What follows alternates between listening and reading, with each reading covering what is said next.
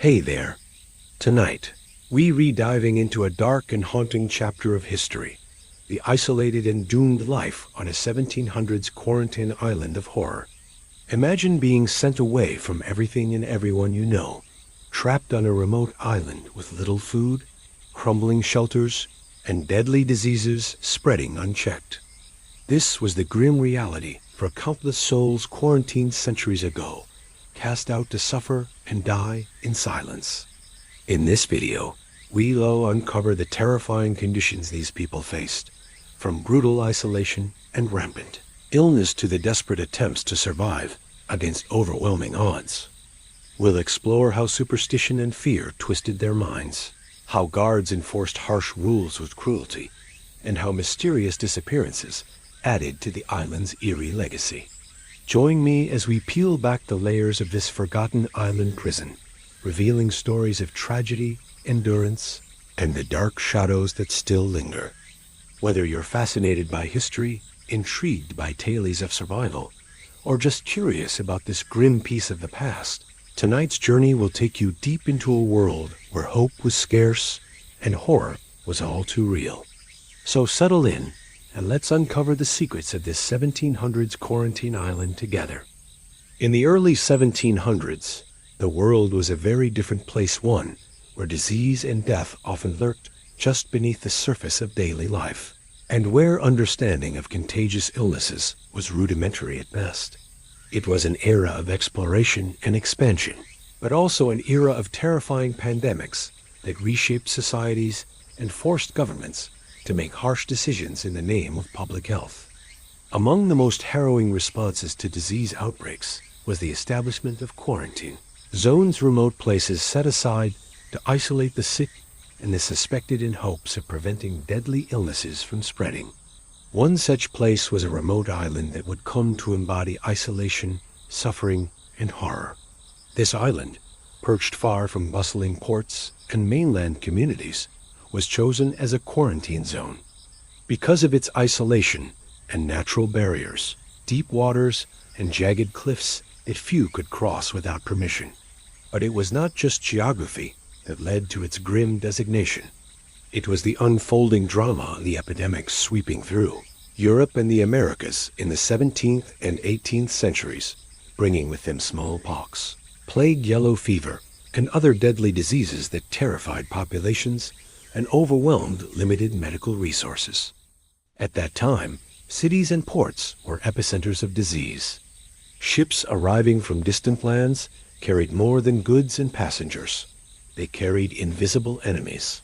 As maritime trade expanded, so too did the risk of contagion. Authorities struggled to find ways to protect their citizens, often resorting to quarantining ships, crews, and travelers suspected of harboring illness.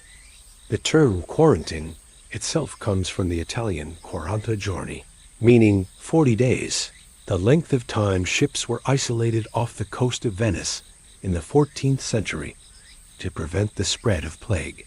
By the early 1700s, quarantine practices had spread across Europe and the colonies, but these measures were inconsistent, and the fear of contagion often led to draconian policies.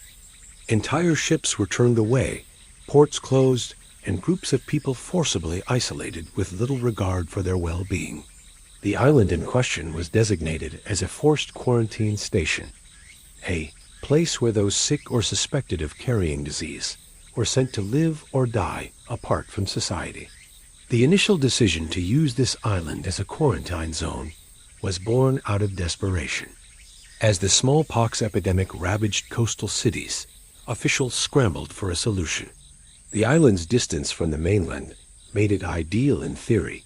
No infected person could return easily, and the surrounding waters were a natural moat. However, this decision was made with little thought to the people who would be sent there. It was a place to be forgotten, a purgatory for the ill. Before becoming a quarantine station, the island was largely uninhabited, save for occasional fishermen and smugglers who took advantage of its remoteness. But the rise of epidemics transformed it into a place of exile. Entire families, ship's crews, and travelers deemed a threat to public health were ferried across the water and abandoned, often without sufficient supplies or shelter. One of the most devastating diseases that led to the island's quarantine status was smallpox, a highly contagious and often deadly virus that caused fever, pustules, and severe scarring in survivors. Without vaccines, communities were defenseless, and outbreaks could wipe out large swaths of the population. When smallpox cases were detected aboard ships or in port towns, infected individuals were sent to the island to limit the spread. Similarly, outbreaks of yellow fever and typhus added to the urgency. Yellow fever, transmitted by mosquitoes, caused high fever, jaundice, and internal bleeding, often proving fatal within days. Typhus, spread by lice, thrived in the crowded and unsanitary conditions typical of quarantine stations and made survival even more precarious. The island quickly became overcrowded. What began as a holding place for a handful of the sick grew into a grim encampment housing hundreds at a time. The lack of infrastructure and planning meant that many suffered from exposure, starvation, and neglect in addition to disease. The island's rocky terrain and harsh weather added to the misery, as shelter was crude and food supplies inconsistent. Those sent to the island were often not just the sick, but also suspected carriers, people who had been in contact with the ill but showed no symptoms. Fear and superstition led to many innocent people being quarantined indefinitely, separated from families and communities with no clear hope of release. This created an atmosphere of despair and distrust, where hope was scarce and death was a constant companion. The arrival on the island was terrifying.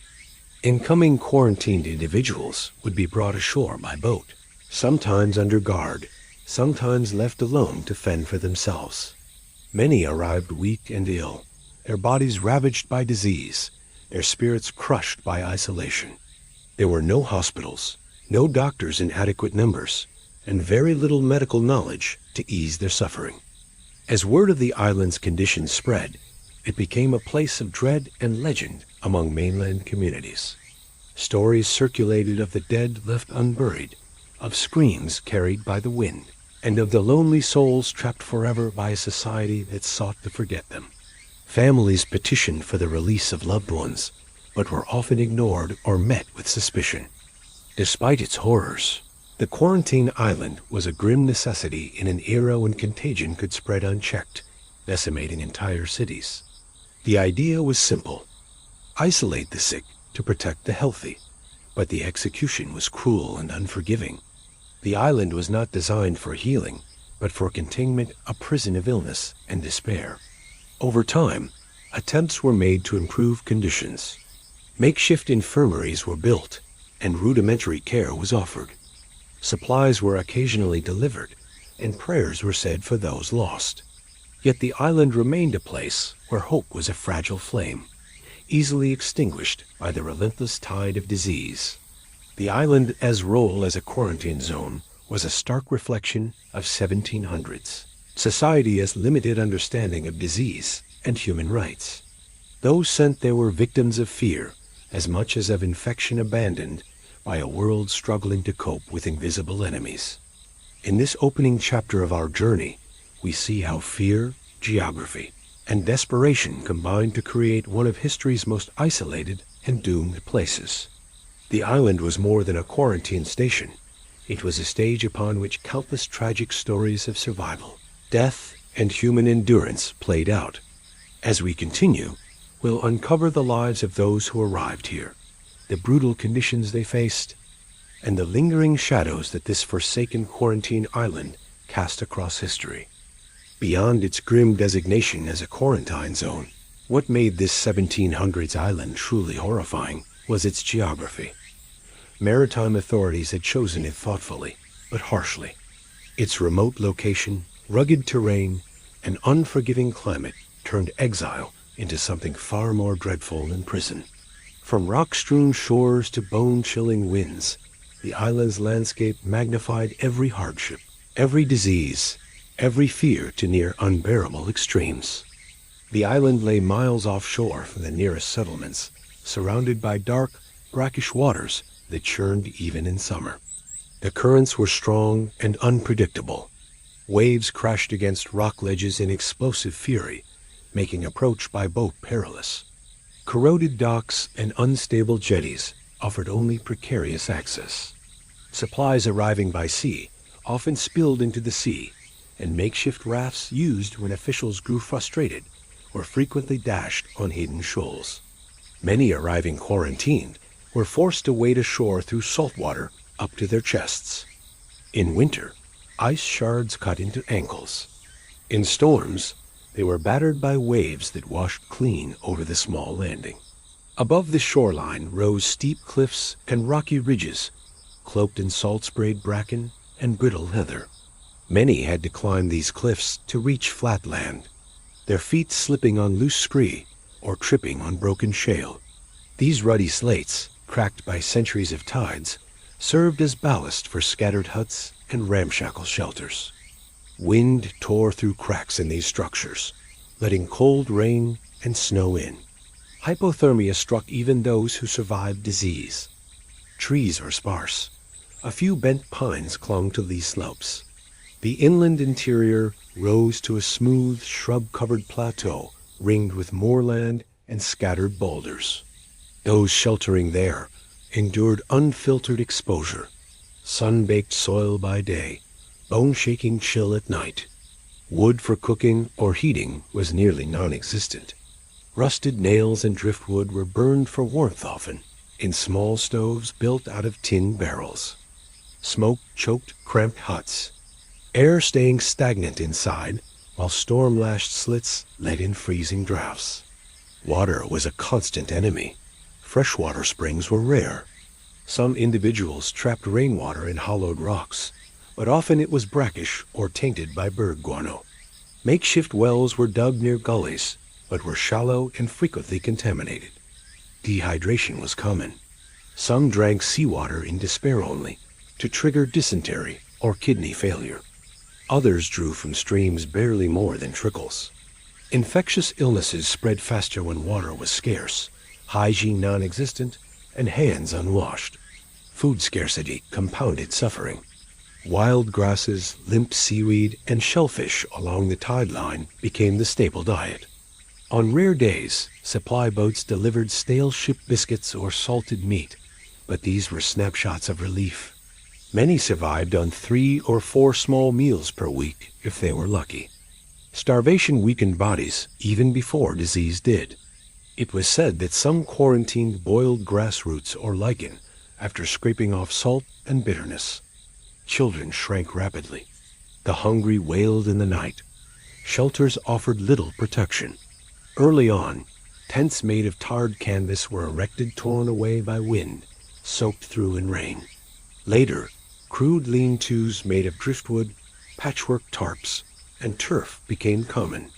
Many cabins had no foundations, just nailed boards laid on rocks.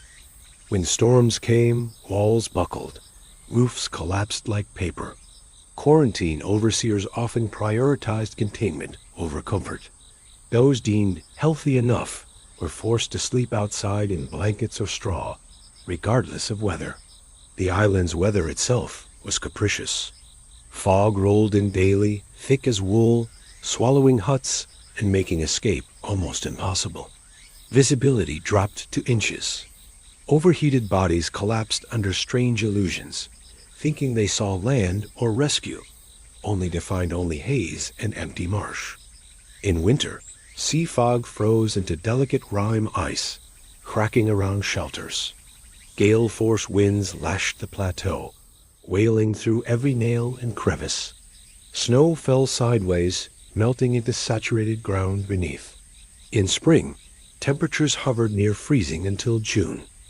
Elevated terrain offered no refuge either. A small plateau near the island's center, once envisioned as site of rudimentary infirmary huts, became death traps. Rainwater pooled in depressions, turning fields into mire. Those housed there faced ankle-deep mud and swift hypothermia at night. Pools bred disease-spreading mosquitoes and flies, even in cooler months. Leptospirosis and dysentery flourished under these conditions. Those attempting to dig latrines risked collapse in clay-rich soil. Local flora gave no solace. Sea grasses and poison ivy abounded. Many suffered blistering rashes. Contact with certain coastal weeds caused toxic reactions, but amid hunger, people boiled and ate whatever they could. Poisoning added to already weak conditions. Rats and mice ran through huts. Fleas and lice infested blankets and straw. Isolation cut off any community aid. No passers-by, no fruit from mainland orchards, no fresh bread. The island's isolation was absolute. Storms delayed supply deliveries for weeks. Those on the other side of the bay waited in distress. Relatives on the mainland could not help. Communications where brief messengers rode in to deliver lists of the dead, receiving barely enough supplies to maintain quarantine. As weeks turned into months, the environment itself became an antagonist.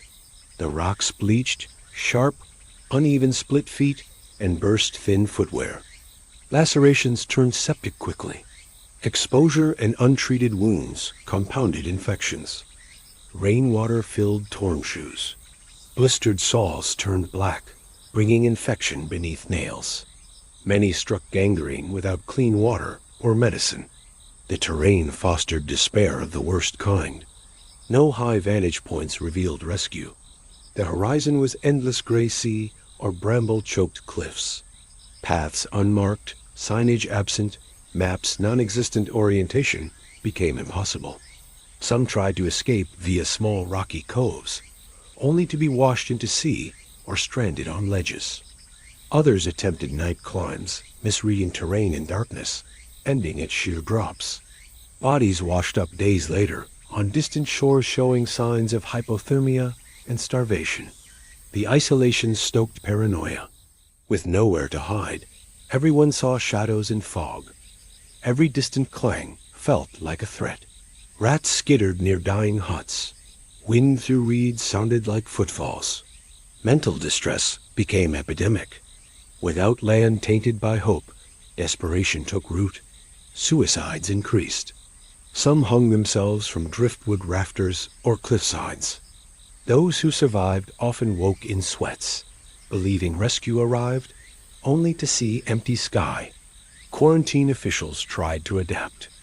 One winter they sank tree trunks to create windbreaks, assembled heliotrope fences. But such efforts were minor and too late. The island's wind peeled these screens like paper. Firewood deliveries had to be rowed through ice floes, often arriving too wet to burn. Supply convoys were secondary to battles with weather.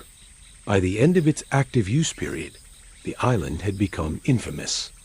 Surveyors sent later described barren soil scoured by salt spray, worn trails lined by rusted tin huts, and shallow graves dug in clusters, each marked only by sticks or stones. Military engineers mapping the coast afterward refused to chart even temporary houses left behind, noting the land seemed cursed, uninhabitable. Even decades later, bird migrations avoided the island. Seabirds circled above angrily and left. Plants struggled to re-establish on ground, compacted by human bodies and struggle. In summer, flies swarmed molted straw and skeletal huts. Remnants of rain-etched trenches and pools remained. The island's geography did not merely host suffering, it fueled it. Isolation magnified disease. Rugged terrain denied comfort. Weather oppressed every moment. It imposed immediate physical suffering and lingering psychological torment. To be sent there wasn't just to be isolated, it was to be placed in antagonistic arms of landscape itself. As we move forward, understanding the island's terrain helps explain not only the physical deaths, but the psychological despair, hallucinations, and madness that spread faster than any plague.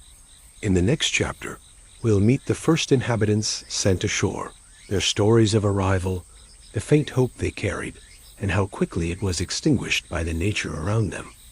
When the island was converted into a quarantine station in the early 1700s, word reached inland settlements like a thunderclap. They are sending people to die over there. The first arrivals were aboard a small merchant vessel docked for inspections in the harbor. On board, suspected cases of smallpox, 2 proven typhus infections, and dozens of sailors in weakened state with suspicious fevers. Authorities, desperate not to expose the port and its wealth, ordered the ship be offloaded immediately onto the quarantine island. No exceptions. The morning of arrival was overcast and cold.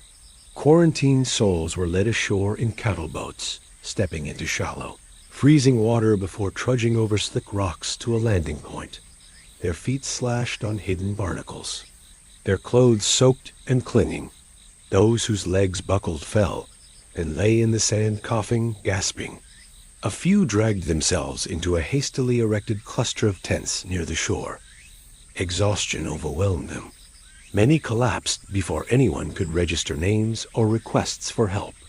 That group became the first residents, and the island lost any hope for being merely a holding zone. They were victims on arrival, weak, scared, feverish. Nurses, if you could call them, that were ill-prepared. In the port, they offered bandages, rum, and stale hardtack. No one taught how to wash hands or boil blankets. Those criminals assigned to guard duty were drunk, hardened men more apt to beat a matched victim than to offer empathy. Against that backdrop, the ship's passengers were exposed to each other's pathogens, to the wind, to rain seeping through canvas seams. The first 10 days became a blur of death. Smallpox pustules broke like blister bombs. Pustulized sailors screamed in delirium, and those near them caught the fever. There were no real quarantine tents, yet just canvas stretched between driftwood poles, sagging under rain, flapping like wounded sails. The bodies piled high. Burial pits dug in sand soon overflowed into shallow graves, unmarked except for half-faded wooden sticks. Among the first to die was a young woman once a cabin passenger returning inland. Her fever soared. She cried for water. A guard spat at her. Her cries waned to silence. Her body, still warm, was thrown naked into a grave late in the night. She became a ghost story among the newcomers, a warning whispered through shivering shanties. Don't ask for mercy. It only marks you. Isolation intensified the terror. Bodies that fell sick first, too weak to cry, died alone in the 3rd days. Others watched from huts as loved ones perished, powerless to intervene.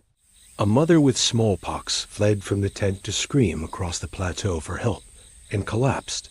There was no assistance. Only silence and the corpse beneath the tarp. Children, terribly understretched, watched and soon began to cry themselves into illness. Hunger stalked along with disease. With no food plan in place, small boats brought salted fish and cheap rum days later. Fish rotted in open weather. The rum dispersed quickly among guards. Those ill received the leftovers or nothing. They fell in families. Brothers caught typhus from sisters. One young boy, no more than 8, cried for bread until his voice gave out. He died curled in the corner of the hut, without food or mother. That night, the mother tugged at his arm, and lay beside him and died too. No names, no tombstones, no priests, just shadows and cold. Early survivors described the disease flickering across tents like wildfire. They spoke later if they survived of coughing fits so long they thought their lungs would cave inward, of skin splitting, pus running cold as seawater, of being delirious, naked, and hearing songs in foreign voices carried across their visions. Some described scenes of their homeland, only to awaken and see ocean mist, or bodies of neighbors lying in their own vomit or blood. We can glean some names from the ship's manifest, preserved despite the island's attempt to erase detail. John Mercer, master's mate, survived 2 weeks before collapsing in a fit of smallpox and cough. His last words, scrawled in a surviving notebook, "Bring water soon." Water never came. He was buried at dawn beside hard gray stone. Others, Mary Caldwell, widow from Chester, died weeping about visions of her 3 children lost to plague. Once, surviving quarantined folks sang hymns through fever smoke, calling Jesus into waves, but there was no answer. Doctors who came later pieced stories together from survivors. One wrote that within 4 weeks, at least 70% of the first arrivals died. Survivors noted strange dreams. They dreamed of returning home, only to find their houses empty, as though erased. The island, many believed, existed not on maps of land, but on maps of sorrow. By the end of that first month, huts had turned to shambles. Rats had moved in. Rats ate corpses half covered in burial sand. Survivors woke to chew on bones. They scavenged. They stole biscuits from the living. They burned seagrass for fuel, and smoke invaded every shelter. Wet ashes scalded infant skin. Febrile shivers ate away at strength. Isolation continued. Boats ceased visits except for bodies or broken vessels. Rum rumors trickled. Some officials fled. Others tried to bring supplies, but never returned. When new groups arrived with similar outbreaks, there was no preparation. They marched each group across shallow water, stepping into the same filthy huts, breathing the same disease-tainted air. Death whispered around them like wind-driven waves. The second wave arrived about 3 months after the first group. They found bodies half buried in plague pits, huts collapsed, personal effects scattered. They honked at entry guards posted with inebriation threatening violence.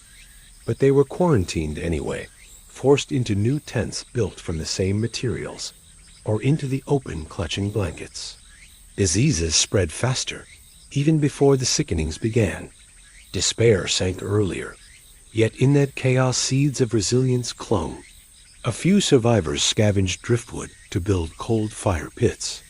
One older man used stolen iron nails to fashion crude walking sticks and stood beside the graves until staff brought shovels. He dug one pit himself 5 bodies over 2 days. For him, dignity mattered. He marked the grave with a carved stake. Mercer died March 7th. That might be the only name we know, because he refused to forget. Another survivor, a former nun named Catherine, collected sheets from abandoned tents and tried to sew them into a burial shroud for the dead children. She washed faces with sea water mixed with vinegar, as though baptizing them before they drifted toward the grave. She banked straw as bedding for those still alive. She caught typhus, but lingered long enough to bury others, then died quietly, her hands folded over pillows. Few stories survived because survivors soon left or lost their memory. One diarist, recovered in smallpox tents, wrote, "I saw my sister die in my arms. I stayed beside her until she ceased to breathe. When I finally collapsed, I dreamed of green fields and my mother calling me home." That diarist died weeks later of infection. The pages survived, later calling historians' eyes with the smell of ocean mold.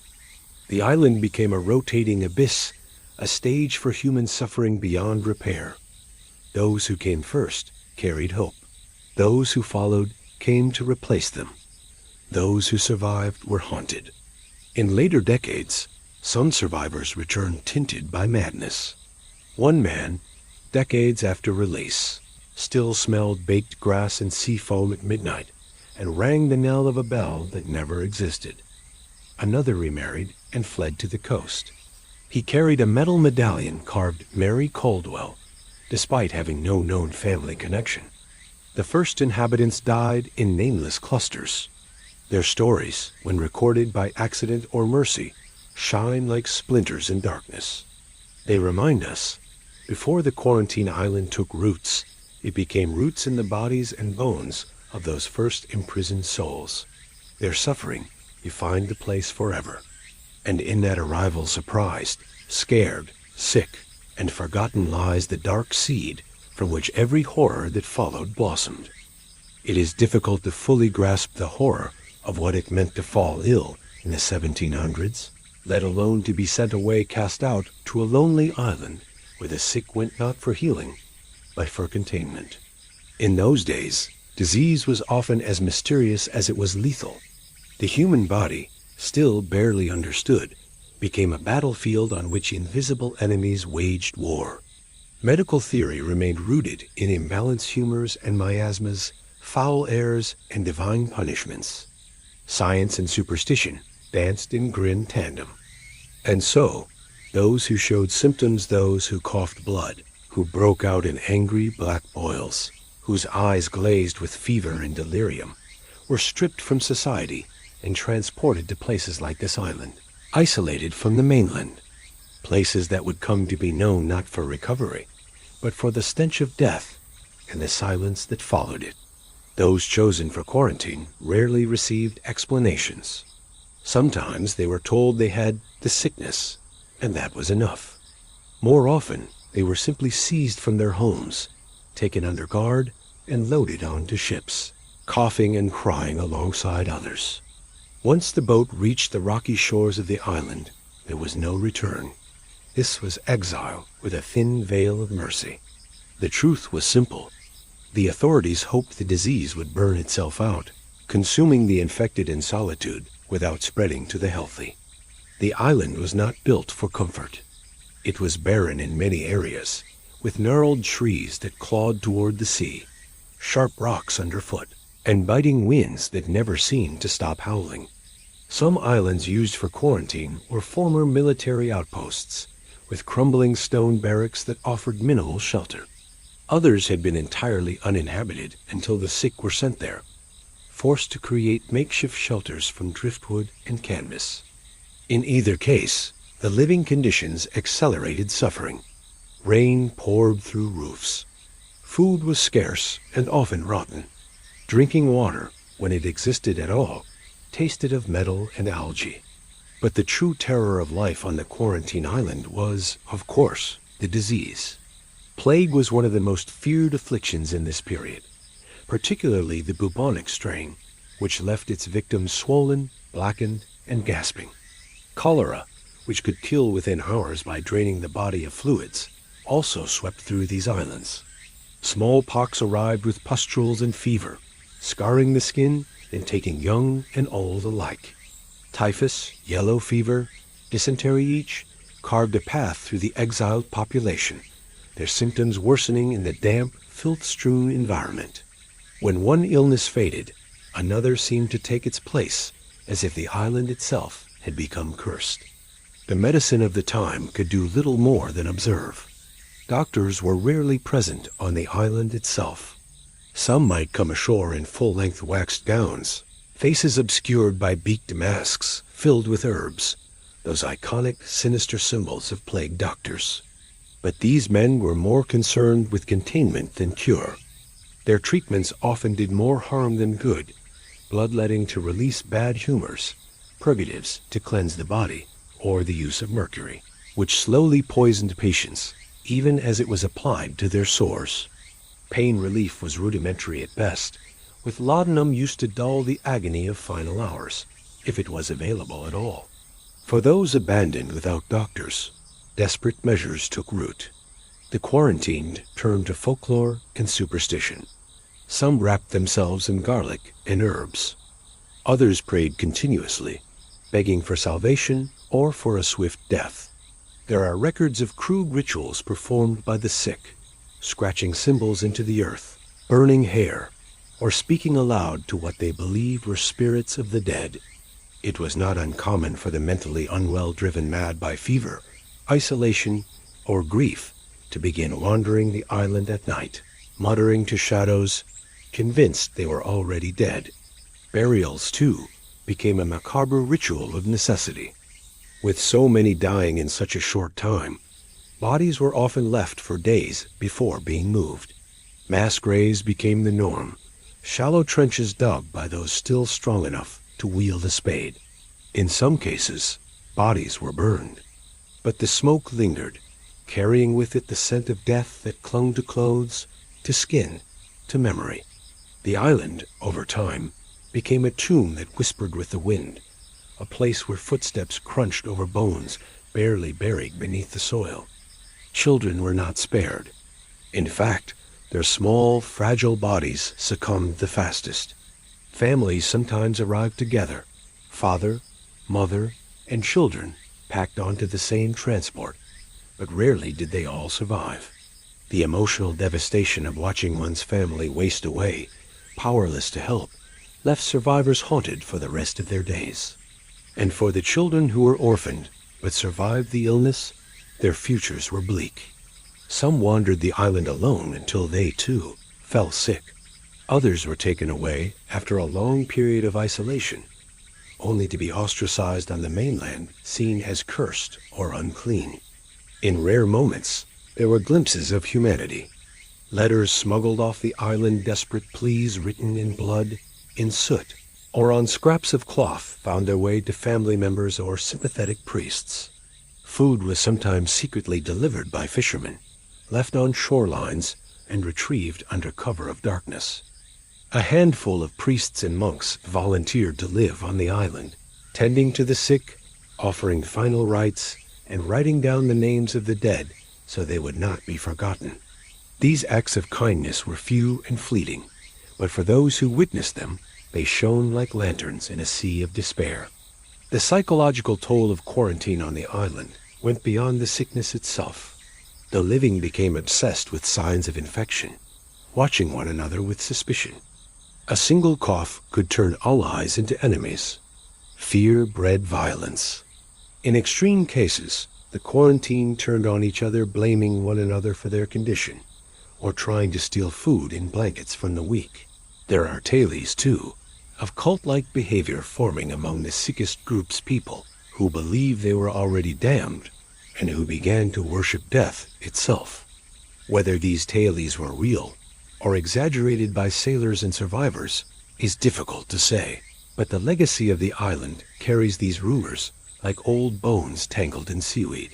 When the disease eventually burned itself out, the island was often left silent. A few survivors remained, their bodies thin, their eyes hollow. They were sometimes retrieved, cleaned, and reintroduced into society, but always watched closely, feared as potential carriers. Others chose to remain behind, either out of grief, guilt, or a sense of having become something other. They built strange shrines. They kept to the shadows. And eventually, they too were buried in the island's soil, completing the grim cycle. Today, these quarantine islands still exist in the corners of old naps, their names forgotten or erased. Some are overgrown, reclaimed by nature. Others are bared to visitors, their soil still tested for traces of the contagions they once harbored. Those who do venture there, historians, explorers, or the occasional thrill-seeker report an eerie silence, broken only by waves and wind. The buildings are ruins, the graves are sunken, but the presence remains. A feeling that something terrible happened there, that suffering etched itself into the stone, that the island remembers. And in a way, it does, because every death, every whisper, every desperate prayer beneath a fevered moon still lingers in the stories we tell. Stories of disease and death, of a time when medicine had no answers, and when isolation meant something far darker than solitude. It meant slow, inevitable, forgotten death. When the first wave of the sick was ferried across the gray waters to the quarantine island, there was no real settlement waiting for them. No buildings, no infrastructure, just wind-blown rock, patches of stubborn grass, and a forest that loomed like a watchful presence at the island's center. The authorities had sent them away under the guise of care, but it was clear to everyone involved, this was exile. Disease was the sentence, and isolation was the punishment. The island would become their world now, and they would have to shape it with trembling hands and fevered minds. The earliest shelters were nothing more than desperate attempts to hold back the elements. Branches were stripped from trees, tied with frayed rope or vines, and leaned into crude lean-tos. When it rained, and it often did, the thin roofs gave way, dripping cold water down onto aching bodies already racked by chills and infection. Some tried to dig into the dirt for warmth, creating half-buried hovels with mud walls and bracken roofs. But the soil was shallow, and the stone beneath hard. Those who managed a decent shelter quickly became targets, not of violence, but of silent envy from those shivering in the open. Few had the strength to build, and fewer still had the materials. Most simply collapsed under makeshift blankets and waited for the end. Food, too, was a daily crisis. Supplies from the mainland were promised barrels of salted fish, root vegetables, dried grain, but they arrived irregularly, sometimes weeks apart. The sick and the dying weren't a priority to the living. And so the islanders scavenged. They dug for mussels along the cold shoreline, scraped seaweed from rocks, trapped rats in hollow logs, and foraged bitter berries whose safety they couldn't guarantee. A handful of them attempted gardens, planting what seeds they had in small, stony plots. But disease didn't care for growing seasons, and hunger didn't wait. It pressed in like the tide, slow at first, then all at once. People grew gaunt. Skin clung tight to bone, teeth loosened, minds clouded. The camps themselves took on a grim rhythm. Fires burned low, not for cooking, but for warmth and light. Smoke spiraled upward in greasy plumes, and the air smelled of burning driftwood, decay, and old sweat.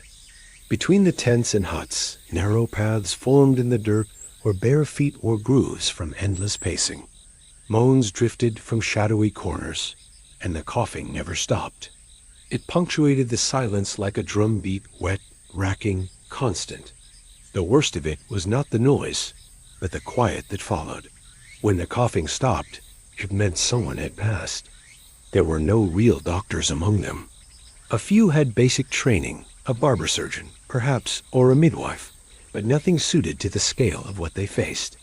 They did what they could, washing wounds with seawater, wrapping the dying in blankets soaked with feverfew or wormwood, and praying to whatever god might be listening. But superstition thrived where science failed. Some believed the island was cursed. Others claimed the dead wandered at night, clawing at huts with bony fingers, seeking warmth and breath once more. And in the flicker of firelight, it was easy to believe. Shadows loomed. Whispers rose with the wind. The line between fever dream and waking blurred. Children fared the worst. Their thin cries echoed across the rocks at night, then faded into nothing. Many parents buried their young under small cairns, stacking stones with shaking hands and murmuring apologies. They did not dig deep graves. There were no proper tools, and the earth was stubborn, but they marked each loss. Sometimes with a name, etched in a piece of driftwood, sometimes with nothing at all. Despite it all, a strange form of order began to take root. The strongest, those who hadn't yet succumbed, started to take charge, not through force, but through necessity. Someone had to ration the food. Someone had to carry the dead. Someone had to keep watch, to guard against wild dogs or storms, or the despair that crept in during the early hours of morning. A loose leadership emerged. No titles, no hierarchy, just those willing to act. They set rules. No hoarding, no fighting, no leaving the camps at night. Not everyone followed them, but most did, because they saw what happened when order broke. They saw what madness looked like.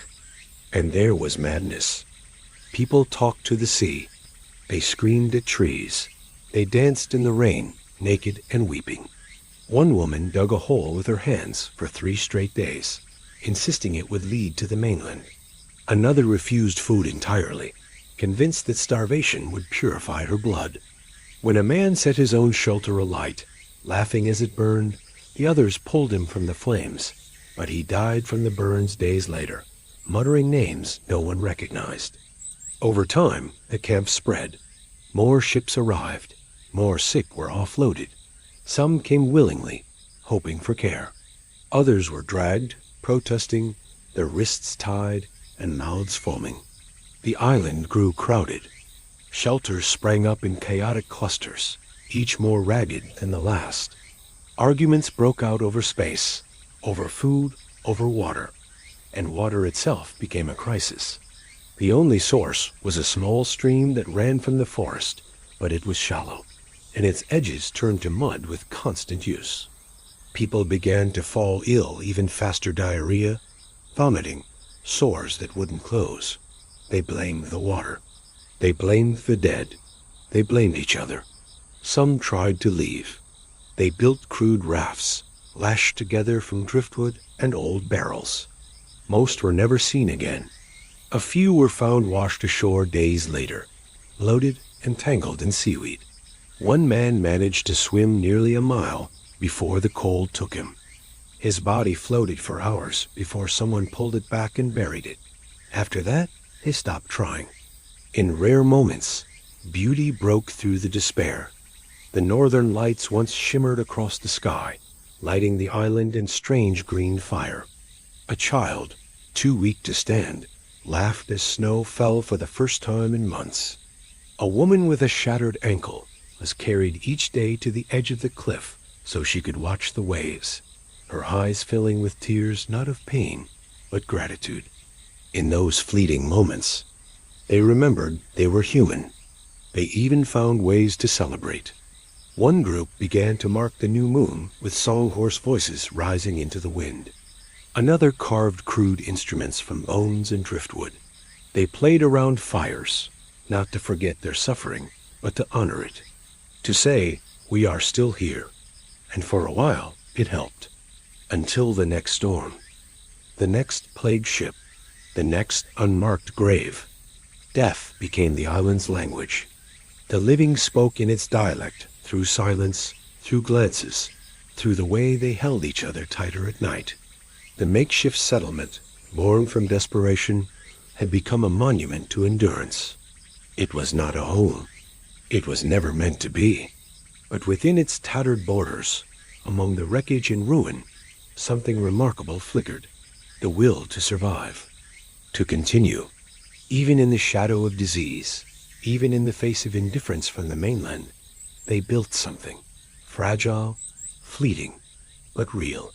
And when the mainland finally remembered them, when ships returned not with the sick, but with doctors, food, and plans, they didn't find savages or ghosts. They found survivors. People who had made fire without flint, shelter without nails, life without hope. They found graves, yes, dozens, hundreds, but they also found stories, markings, faces weathered by salt and sorrow, but still defiant. The island had taken so much from them, but it hadn't taken everything. The island's nightmare did not arise solely from the diseases themselves, but from the filth and despair that allowed those diseases to flourish. In the cramped, overrun camps, the horrors of unclean living overflowing latrines, stagnant water, rat-ridden shelters created a perfect storm where illness spread as fast as wind-blown embers in dry brush. Filth became an accomplice of the invisible killers. From the start, sanitation on the island was non-existent. There were no latrines or systems for waste. Humans were the first to fill the island, and with them came excrement, vomit, and filthy clothing. Initially, the authorities claimed they'd dig trenches for waste disposal, but those plans never materialized. Instead, people relieved themselves at the edge of camp, near the shore or behind rocks. Human waste pooled in the dirt pathways, drew flies, and smelled like death, and flies are merciless carriers of disease. Soon, every tent and hut was surrounded by runoff and ruin. Over time, as deaths piled up, bodies were wrapped or sometimes left naked and buried haphazardly in shallow pits. When storms came, rain collapsed graves and fluids oozed into the soil. During heavy downpours, these pits overflowed, sending decay back into camp. People sloshed through mud stained with body oils and blood, and prayed not to step through too deeply, lest infection enter through minor cuts. Lice, already thriving among the weak, colonized the grime, traveling through clothes, hats, bedding, and the skin. When the second wave arrived, they encountered tents alive with vermin. Rats pacing rafters, fleas crawling in bedding, maggots in wound beds. Some survivors reported biting bugs visible on the seams of blankets, chewing at skin in fevers. Everywhere, The smell of rot mixed with the odor of unwashed bodies, salt, and the sea fueling nausea and despair. The lack of water worsened it all. Rainwater was sometimes collected in barrels or hollowed logs, but most huts had no proper containers. Water jugs were bartered, stolen, or shared. Many drank directly from muddy puddles, especially near the stream where supply boats drew from. That sickness followed was inevitable. Diarrhea became common. Dysentery spread. People weakened quickly, organs failing in the grip of dehydration. Attempts to clean were minimal. A few sick souls wiped themselves with scraps, dipped cloths into brine or vinegar, tied herbs to wrists. But there was no soap, no boiling of linens, and if cloths were fresh, they were reused until they rotted. When someone calloused by despair threw away sheets or blankets, they tugged new ones from mattresses or donated supplies, passing contagion from set to set like a silent plague. The ill often slept near each other, no spacing or ventilation. Feverish coughs bounced off canvas walls, shared by blankets and air alike. Blood sputtered into straw beneath. Shared pots of gruel water boiled with bits of root passed from person to person. The trembling hand of one passed liquid onto cups used again. When mixing was done in open buckets, flies drowned in broth and went straight into mouths. It was impossible to avoid. Lice-infested clothing hung damp from broken poles or strewn across rocks to dry a dismal tapestry of disease. Rats gnawed on cooking pots. Insects crawled in dental cracks. Fetid droppings appeared under pallets. With no pest control, mice burrowed into food stores. Grain sacks became nests. Those desperate enough sometimes cooked rat meat, further inviting gastrointestinal sickness. Quarantine rules, ironically, increased filth. Everyone was penned into clusters of canvas, sometimes no wider than 10 feet across. No one could leave, even to relieve themselves. People did what they had to near their own shelters. Food supplies were rationed through central huts. Many waited long hours in lines, barefoot, ill, shaking, and returned with stale crusts that rotted before they could eat. Pools formed at the centers of gathering spots, stagnating. People stood in them, water sloshing over feet, soles softening, infection breeding beneath toe curls. Rituals of desperation rose from the squalor. Some believed that burying a bit of one as own clothing near the burial pits kept one safe. Others burned seaweed or straw at the corners of their huts, hoping smoke might chase away invisible spirits. A few buried small billets of iron or pennies wrapped in cloth to ward off disease-magical thinking amid desperation. The most dangerous byproduct of the unsanitary settlement was the speed at which illnesses mutated. Smallpox pustules festered amid lice populations. Typhus mites hopped from person to person. Open sores were rubbed with ash or unclean oil, accelerating gangrene. Survivors remembered fissures in skin turning black, sloughing off, and taking limbs before the person could even grasp the pain. One doctor from the mainland later wrote of the camps, "I have seen no place cleaner than a ship as hold after plague removal." He was rarely allowed ashore. His brief visits revealed chest-deep mud, waterlogged bedding, tent corners caked in scales of dirt. He tried to instruct people to burn their bedding, to boil blankets, but the knowledge was too late. Firewood was wet or rotten. Blankets were cut into bits to make fuel. Common sense was overtaken by need. Women with infants faced new terror. Babies were wrapped in filthy rags or old garments used as diapers. Mothers, weak from fever or hunger, could not wash hands or change clothes. When diapering, if you can list it as such, the cloth was reused until it rotted.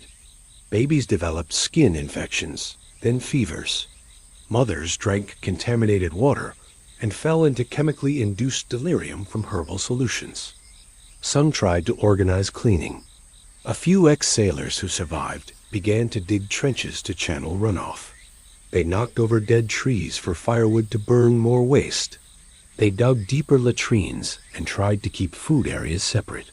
But they faced resistance. Guards feared fires, destroying tents. Others stole wood. Still more were too feeble to help. Work crews usually collapsed in exhaustion halfway through the effort. Death itself became part of sanitation. With so many bodies, carting away each corpse was impossible. Mass burials at grim convenience became the norm. But they were shallow. Rock made deep graves hard. During storms, grave pits flooded, and bodies floated up or washed into streams. A survivor later reported seeing a child's face bob above water in a trench. She recoiled, then stumbled and lay down to cry in the mud. Such scenes cemented despair. Camps grew quiet. People spoke less. Some refused to leave tents even for water. They died inside them. When rain and wind returned, their tents collapsed with the bodies still inside, only bones left, half covered in straw. Flies feasted, vultures flew overhead, rats gnawed at exposed limbs. The smell seeped into separate tents. The boundary between the living and the dead became horrifyingly small. The overcrowding did not help.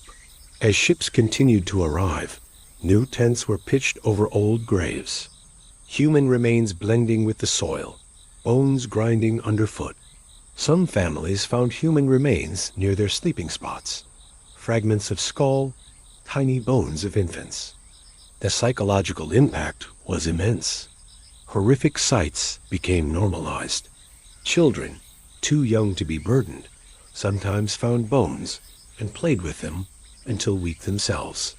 Only when surviving leaders confronted guards and demanded cleaning supplies were modest changes made. Barrels of lime were brought and scattered in trash pits. Small bleach alternatives, vinegar and ash, were used to sanitize clothing. Food distribution was moved away from sewer drips. Those changes saved a few lives, but by then, over half the camp had died, and the island's reputation as a place of filth became its defining feature. Even after quarantine wound down, the island remained tainted. Return visits reported weathered foundations stained by urine or persistent damp. Soil testing in later centuries interpreted elevated bacteria levels decades after occupation. Archaeologists uncovered shell middens mixed with human waste. Animal species avoided the zones once occupied. Locals spoke for years of a ground sickness, a belief that stepping on the island could infect someone even after returning to the mainland. Sanitation, or the lack of it, was not a side effect. It was the crucible in which disease thrived. In those primitive huts and camps, surrounded by waste and weather, the island taught a brutal lesson. Neglect of hygiene is an ally to contagion. And when that neglect is systemic and institutional, it becomes as lethal as any pathogen. As we move into the next chapter, we will see how desperation and isolation combine to shatter minds. Disease did not just kill the body, it warped the soul.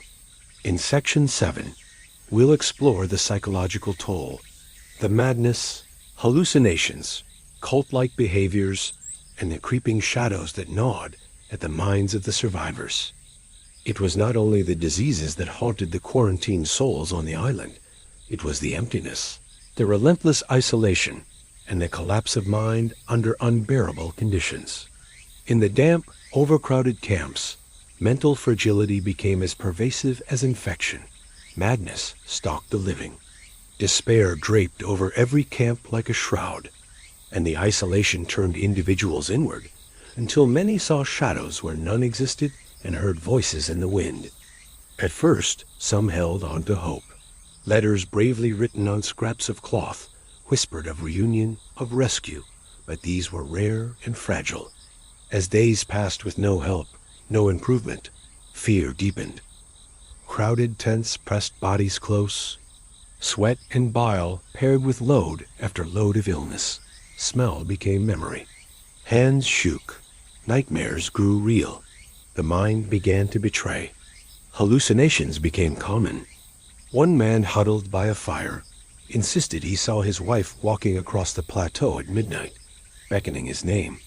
Survivors recall him stumbling from the fire into a thicket and returning drenched in dew, even on a dry night, skin cold and his voice hollow. He died the next morning. Others reported whispers in unfamiliar languages, children laughing beyond sight, the lullaby of waves carrying languages they no longer spoke. Sleep became rare. Rest was deeper horror. Fever dreams often ended with screams. Waking bodies covered in sweat or soaked in blood from accidental bites or cuts unconsciously received. Some tenants developed persistent paranoia. They refused to leave their tents for food, water, or burial tasks, even when delirium weakened them. They linked every cough to betrayal. Every movement past tattered flaps to invasion. One woman inscribed warnings on the hut walls. They watched through holes. She scrawled in charcoal in a fevered trance. Guards broke down the wall and found her curled inside, muttering accusations at empty space. She later collapsed in a fit of terror and died mere hours before a delivery boat arrived with provisions she never saw. Cults of despair formed. Small groups of the gravely ill began gathering outside at dusk, chanting in cracked voices to no one. They called themselves the Shrouded, wearing hastily torn linens as cloaks. Others said they represented the released and regarded death as a friend. Leaders among them distributed scraps of bread, but only to those labeled as pure in sickness. They claimed the healthy were liars, the dying saviors. When rescue ships later arrived, few shrouded remained. They vanished, perhaps wandered into the forest, or starved in rituals of self-denial. Children were particularly affected. Without immunity or understanding, they lost parents, played among bones, cried until hoarse, and when one sibling died, others stayed near until disease took them too. Few had dreams. One girl, aged 7, insisted the ocean sang her lullabies and danced toward the shoreline at night before guards dragged her back. Likewise, another boy drew hearts and letters and ash names of friends who no longer woke. He refused food until he starved. His mother died days later, clutching his wrist. Some survivors emerged changed. A former sailor returned to the mainland, but never spoke above a whisper. He said he heard footsteps inside his chest and counted them at night. Another woman claimed she still smelled the embers of campfires, even in her own bed. A third, a former ship's clerk, kept repeating names of the dead: Mercer, Caldwell, Catherine, long after he could no longer recall his own. Depression was widespread. Food and rumor shortages led to mass resignation. People lay in the dirt, refusing to budge. Some adults sat by the graves of loved ones, weeping continuously until their tears stopped. Some refused blankets, limp in the wind. With no mental health care, no hope, and no reprieve, many simply surrendered. Suicide was not uncommon. One man, a clerk spared by survivorship, climbed to a cliff's edge and threw himself into the foaming sea. A mother with fever strangled herself in her bedding, believing the world would be better without her pain. Some guards, unaffected physically, drowned themselves in supply boats to escape the emptiness. The island's silence became terrifying. Beyond coughing, there were no songs, no laughter, no birds. The wind hollowed out the living. Survivors wrote later that even storms reminded them of sighs, of exhaled souls. At times, hope flickered weakly. A few survivors began to share stories of what home looked like, who they loved, what amusements once brought laughter. These remembrances briefly anchored sanity. A group gathered to sing hymns, punctuated by coughing, beneath a canopy of rain-soaked trees. Some wrote messages in the soil: "Remember us, we are here," accompanied by footprints and initials scratched in ash. These tiny acts were both defiance and devotion. Medical visitors wrote journals of psychological devastation. One physician, visiting after the island's abandonment, stated he found huts where survivors had cut themselves, carved symbols, or sewed lips shut in delusional pacts. He described limbs bandaged without purpose, sores scratched into records of names. In one hut, he found a journal where someone likely delirious listed the same names 50 times, each crossed out once the person died. Even outside visitors could not remain unaffected. When they returned to the mainland, many reported post-traumatic symptoms: sleepless nights, substance abuse, night tremors, careers ruined, families estranged. Some retreated into isolation, mirrored nightmares within dreams. The island itself felt alive with this suffering. Soil soaked up tears, graves echoed with memory. Remnants of tents swayed in wind like echoes of once living bodies. Woods near the settlement held whispers long after the last fire died, a breeze passing through stripped trees, sounding like mournful voices. Despite it all, small acts of endurance persisted. Some survivors started to bury the dead deeper, to clear paths, to smudge herbs around tents, hoping to cleanse the space. Some smuggled petitions back to the mainland, requesting more humane treatment for future quarantined groups. A few wrote hymns about deliverance. Yet these acts scarcely staved off the dissolving mind.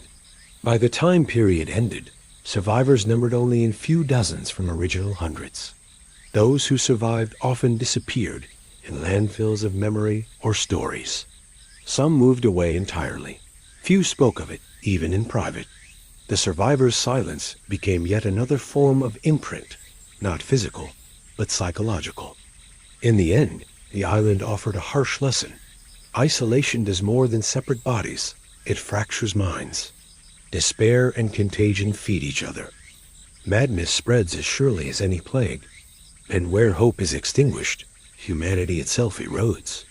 But in that erosion, stories remain.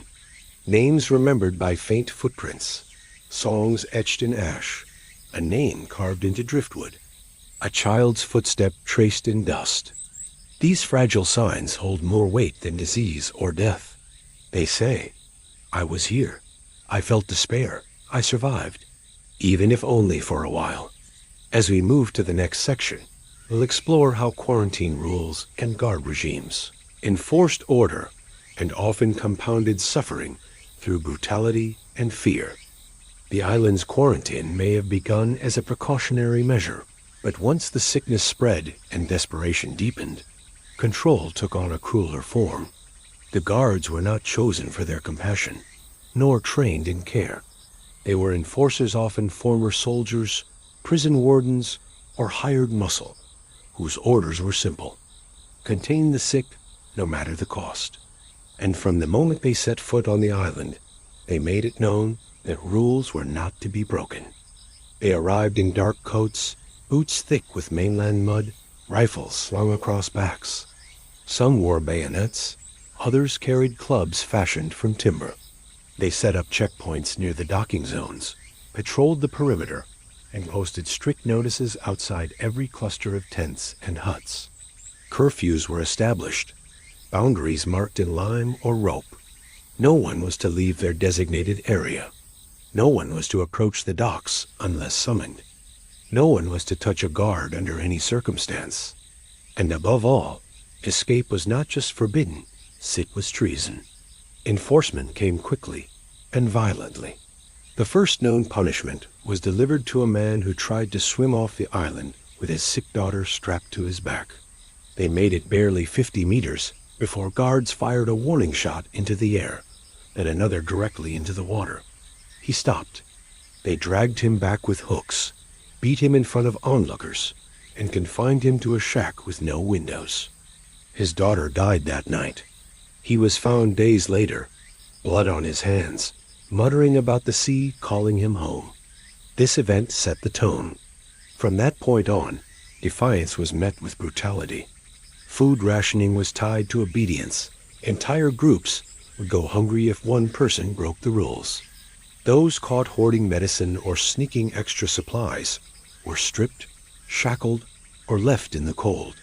One woman was seen pleading with a guard to let her visit her sister, dying in a separate enclosure. The guard refused.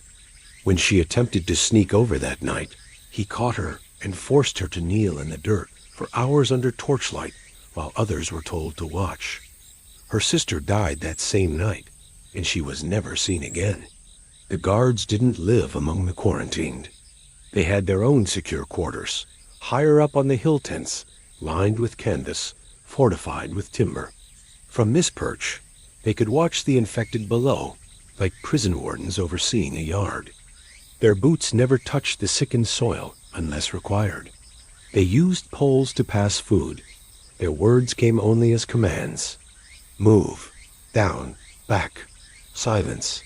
Corruption emerged quickly. Some guards demanded bribes in exchange for favors, medicine, water, or warnings of incoming inspections. Others bartered safety for flesh. There are accounts of women and boys summoned to the guards' quarters at night, returning with torn clothes and vacant eyes. One witness wrote that his wife never spoke again after such a visit. She simply sat by the shore, day after day, staring at the water. At night, the island became a different world. Patrols doubled. Torches moved like hungry eyes through the mist. Some guards lit bonfires and sang songs to drown out the coughing.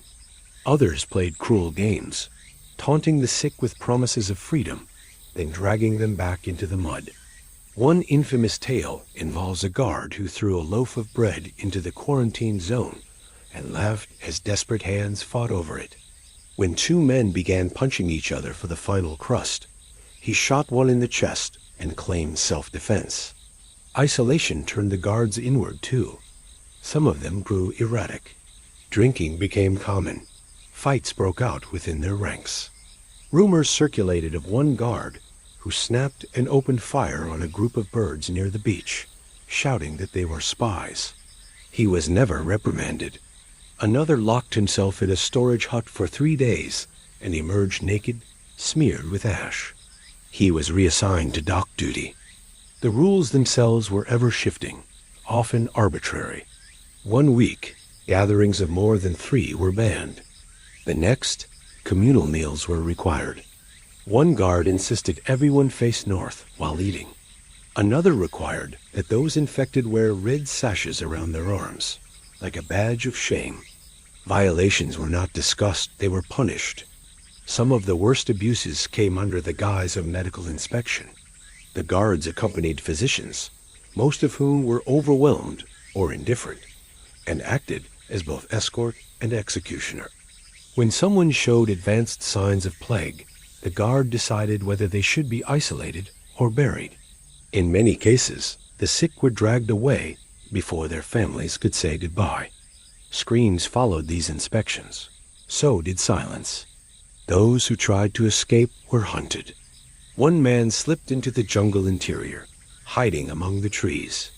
Guards tracked him for 2 days using dogs. When they found him, he was bound and brought back to the camp where a mock trial was held. The guards sat in a circle, asked no questions, then tied him to a post and beat him with branches. His body was buried without ceremony. Others learned from his fate, not that it saved them. By the 3rd month, the guards treated the quarantined more like livestock than people. When food grew scarce, they rationed according to compliance, not need. Infants starved. Elders faded. One group of young men attempted to organize a protest standing in silence at the guard station, refusing to disperse. The guards responded with dogs and fire. One man was bitten so severely he lost his leg. Another was beaten unconscious. The protest ended before it began. There were moments of hesitation. One guard, younger than the rest, was seen sneaking extra food to a family in the southern huts. When another guard discovered this, he was beaten by his own. Later, the family he helped was relocated to the far edge of the island, an unofficial death sentence. The young guard disappeared shortly after. Some believe he drowned himself. Others say he was reassigned. Most think he was killed. Despite the terror, the quarantined found small ways to resist. Notes were passed between tents with warnings. Lookouts were stationed to track guard patrols. One group dug a narrow trench to smuggle water from a guarded well. It was discovered and filled in with gravel. Another time, someone attempted to poison the guards' food supply. No one ever found out who. The guards retaliated by burning down 3 huts and threatening mass executions if it happened again. Stories spread of ghosts haunting the guards, restless spirits of the beaten and starved. One man swore he saw a woman walking through his tent with burning eyes and ash for skin. Another claimed he heard children calling his name from beneath the ground. Whether delusions or not, the guards began to fear the very land they controlled. Some refused to patrol alone. A few would not approach certain huts at all. Eventually, word of the brutality reached the mainland. A low-ranking officer who had been dismissed wrote letters detailing the abuses. A small inquiry was launched. It led nowhere. No guards were ever officially punished. The island was deemed a necessary containment site under extreme conditions. The suffering was buried with the bodies. Years later, when the quarantine was lifted and the island abandoned, the remnants of that rule remained. Bullet casings were found near tree stumps. Shackles rusted under weeds. A half-burned ledger was recovered from the guards' quarters, listing names beside marks, red slashes, black circles, crosses. No key to the code was ever found. Those who returned to visit the island years later described a feeling of unease. The soil felt heavy. The trees watched. The silence wasn't peaceful. It was waiting for someone to remember. Because the guards weren't just enforcers of rules, they were the makers of pain. They carried out orders with fists and fire. They crushed hope under boots. And yet, like the diseases they tried to contain, their cruelty infected the very ground. The island never forgot. And neither should we. As we move into the final section, we'll explore the long-term legacy of the quarantine island, how it shaped future policies, haunted survivors, and remains a scar in public memory. When fear became the only constant on the quarantine island, the thought of escape became obsession. Yet escape meant death. Those who dare. Jenny beyond the perimeter often vanished without trace. Their stories scarce, fragmented, haunted reveal the desperation that thrived amid disease and squalor. In the early weeks, a man named Samuel wheeled a small cart made of driftwood scavenged from the shoreline. He turned it into a raft, lashing barrel staves into a crude platform. One dawn, he slipped from camp at first light, climbing the cliffs to cast off. Witnesses said he hugged the ocean's edge for a moment before pushing into the gray sea. A guard fired a warning shot, and Samuel sank beneath the waves. When his body washed ashore, 3 days later, bloated and stripped of clothing, his hands clutched seaweed. In his pocket a folded note. Read simply, I could not endure. Months into quarantine, 2 women, Mary and Eleanor, sisters, made their attack. They sneaked into the forest interior, hoping to circle around the cliffs and reach a distant cove rumored to have fishers in hiding. They disappeared. Guards searched using dogs, calling their names into trees. All they found were shredded bits of cloth snagged on briars. No bodies. Some survivors said they could hear their screams on windy nights coming from the cliff's butt. It may have been delirium. A third attempt failed more publicly. A carpenter confined near the water gridlocked himself under a hut, ordering companions to hold the timbers while he jacked up boards and dug a crawl space. When he emerged surprising guards, the plan was nearly successful. He sprinted across pitch-black sand for the cliff edge, becoming a blurred shadow in torchlight. Guards fired blindly. He vanished into darkness. Only his footprints, foot-sized depressions in wet mud led to the cliff's edge. None saw his fall. Disappearances often defied logic. A young boy, Peter, vanished one morning from his hut. His mother searched, calling his name until twilight. She found instead small footprints leading into a rock cleft, then disappearing entirely. No search could find him later. Survivors reported laughter in the forest. A child's laughter, echoing far beyond the tents, until night swallowed it. The mother never walked again. Other escape stories wound into me. A group formed children of the shrouded cult carrying candles and blunt knives. At midnight, they marched silently toward the supply hut. Gods awakened to the sound halted the procession before it reached the perimeter. When guard reinforcements arrived, only candle remains and footprints remained. The children had vanished as if swallowed by the earth. Even those still inside the camp occasionally died mysteriously. Vera, a nurse's assistant, collapsed one morning during breakfast. Her roommate found her out cold, entire body covered in bruises. There was no record of assault. The guard denied violence. Vera died before sunrise. Listing symptoms consisted with toxic poisoning, though. No toxin was identified. After death, her body was found clutching a folded note. They came for me. It was unreadable than ink.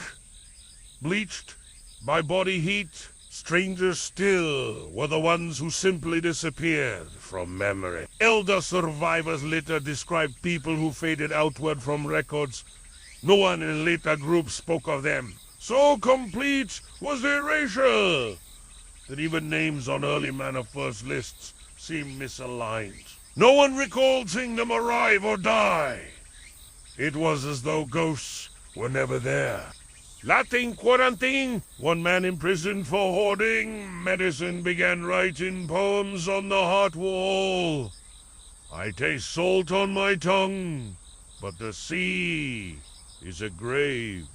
Soon after, he disappeared. Guards claimed he escaped into the forest. Survivors said he never left camp. They saw him carried interior toward Rockfish and then gone. Some whispered he walked beneath the storm, into wind-borne mist, until it consumed him. Then there was Tomesa God himself, who vanished. He'd been known for showing mercy, slipping rations inside baskets, easing shackles. One night he failed to show up for patrol. His quarters were unlocked. His uniform and boots were missing. Only his rifle remained leaning against the cot. An internal search found footprints and sand leading toward the dock. Men's quick steps echoed, then silence. No rescue ever came. Days after, survivors reported a figure walking along the shoreline after dark, barefoot, rifles slung across his back, silhouette melting in fog. Thomas never returned. Some escapes ended in more tragic ways. A man reached the cliffs, huddled beneath rocks, hoping for rescue. He carved Helmi into the stone. A storm shredded him before the morning. Survivors found his body washed in high tide, fingers still etched into corallite rock. They buried him near where he tried to flee. Yet not all who vanished sought flight. A woman, Agnes, once lay in fever delirium and wandered off into the forest torchlight. A search found her clothes. In their place was a wreath of weeds and sea grass laid at the foot of a tree stump. No corpse, no sign. Later, survivors said seaweed garlands appeared sporadically near mooring tents left on rocks, hung from poles as though placed by unseen hands. In one bizarre incident, 2 men disappeared during midday near the graves. One guard later claimed he saw them sprint into the shallow grave pit. The other survivors rushed to pull them out but found nothing. No footprints, no bodies. The pits were dry. The men were simply gone. Even the gods disappeared sometimes. One, known as Hawkins, always patrolled gateposts singing. One day he didn't show. Later guards found his torch extinguished and, hearing nothing, cursed themselves and moved on. When someone checked his hut, Hawkins was gone. Boots remained. Beef jerky remained. Clothes laid neatly in drawers. No sign of struggle. No message. Rumors swelled. Ghosts dragging people into night. Rotting hands lifting children toward sea breeze. Children told of visions, people walking in the fog beyond the tents. Shadows shifting near rocks long after dusk. Some claimed fugitives were taken by creatures of the island itself, spirits feeding on despair. As the isolated station wound down, new groups came, not in boats, but in silence. They found empty tents. They found tracks in the dust of ankles dragging along board and no footprints returning. One group found a circle of stones arranged beneath a tree with children. Boots in the center, no owner in sight. In the end, escape attempts revealed as much desperation as suppression, and disappearances were not sporadic. They were patterns entangled with terror. The island swallowed people bodily, mentally, spiritually, and erased their trace. Escape was not about reaching freedom. It was about resisting erasure. But resistance came at a price, and most who tried paid it with disappearance. In the silent years afterward, survivors carried these stories like scars. A few escaped physically, but lived haunted by vanished roommates or unseen figures in dreams. Some left notes in diaries. If I vanish? No, I tried. Others dropped off. Maps finger-drawn escape routes never followed. The island maintained its secrets. No records of anyone escaping survived in official logs.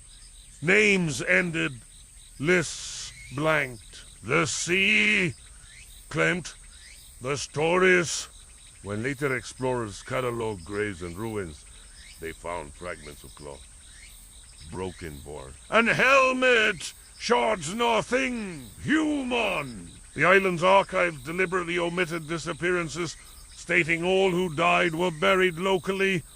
No mention of missing. Even today, historians debate the fate of many. Bones found later didn't match records of size or gender. Maps of buried bros, missing names. Ghost stories in local taverns echo of island pilgrims who fled into fog and never returned. Escape only meant erasure, and if escape failed, death was nearly certain. But for many, escape was the final assertion of agency they could control.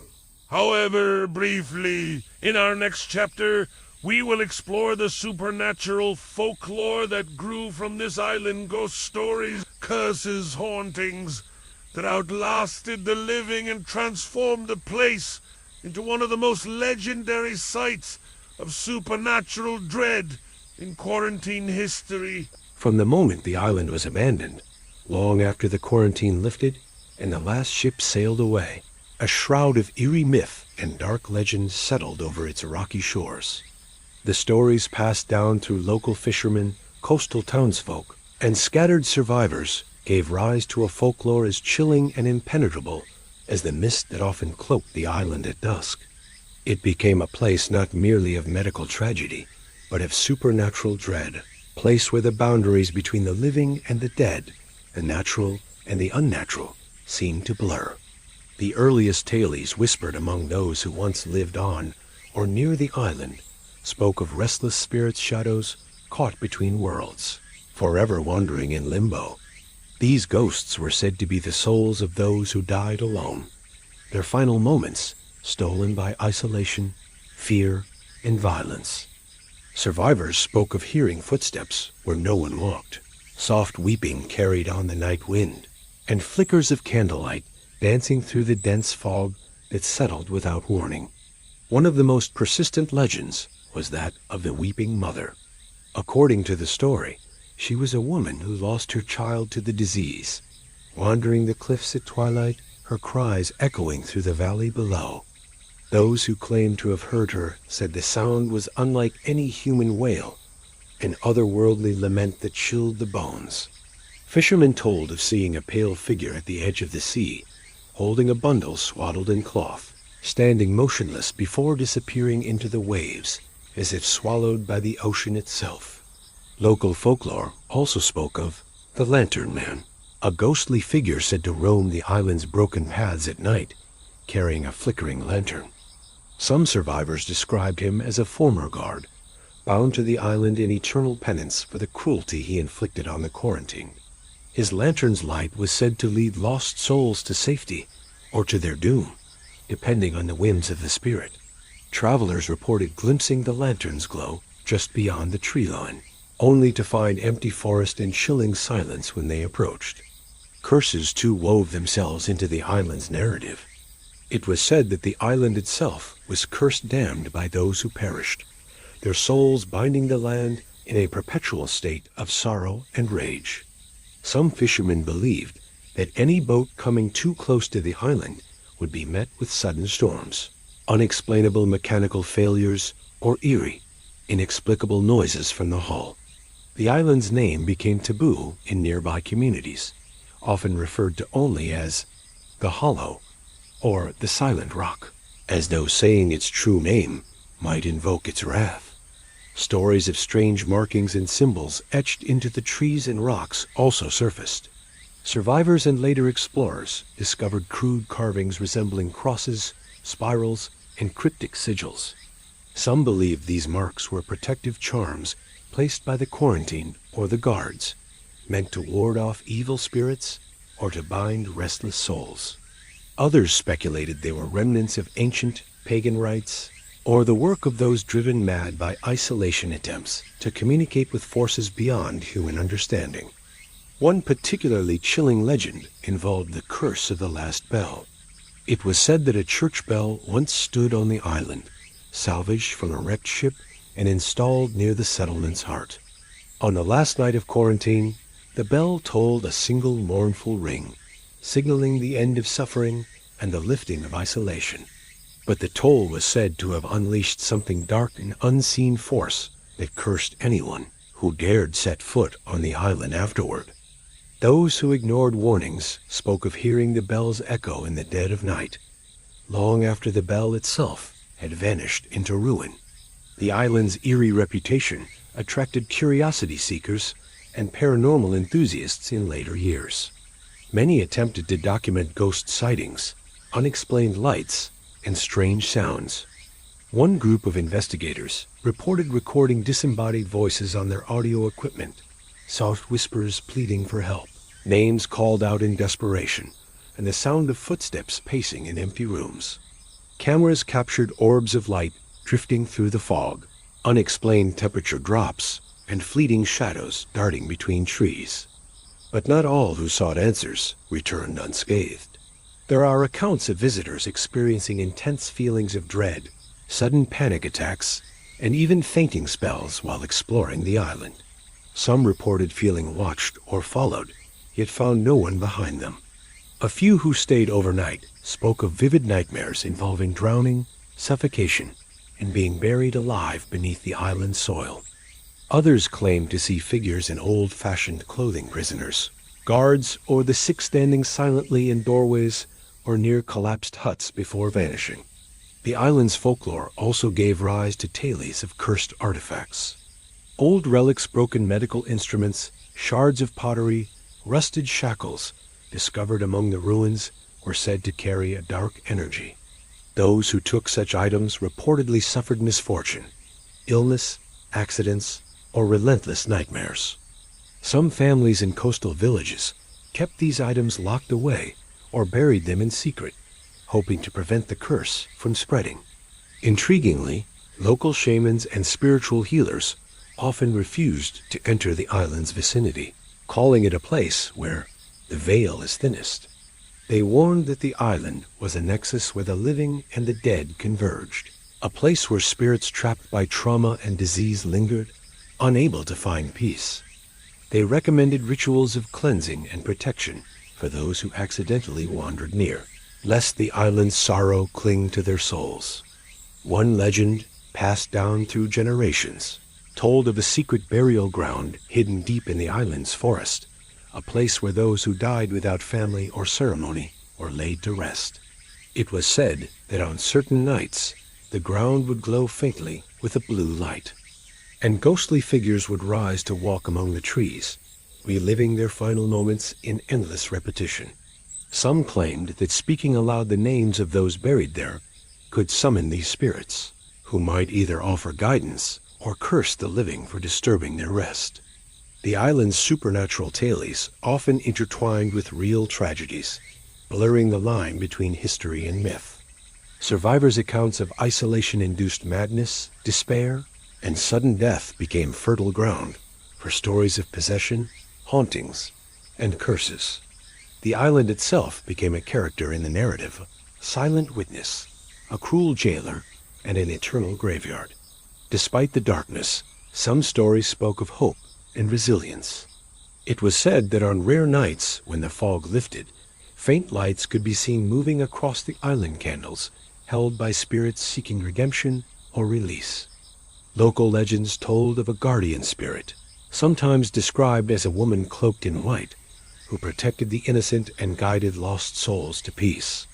Tales of these benevolent apparitions offered a counterbalance to the pervasive dread, suggesting that even in the island's darkest history, light persisted. To this day, the island remains a site of fascination and fear. Its ruins stand as silent monuments to suffering, and its legends continue to echo in the minds of those who hear them. Whether one believes in ghosts and curses or dismisses them as superstition, the island's stories remind us of the human cost of isolation and the deep, lingering scars left by tragedy.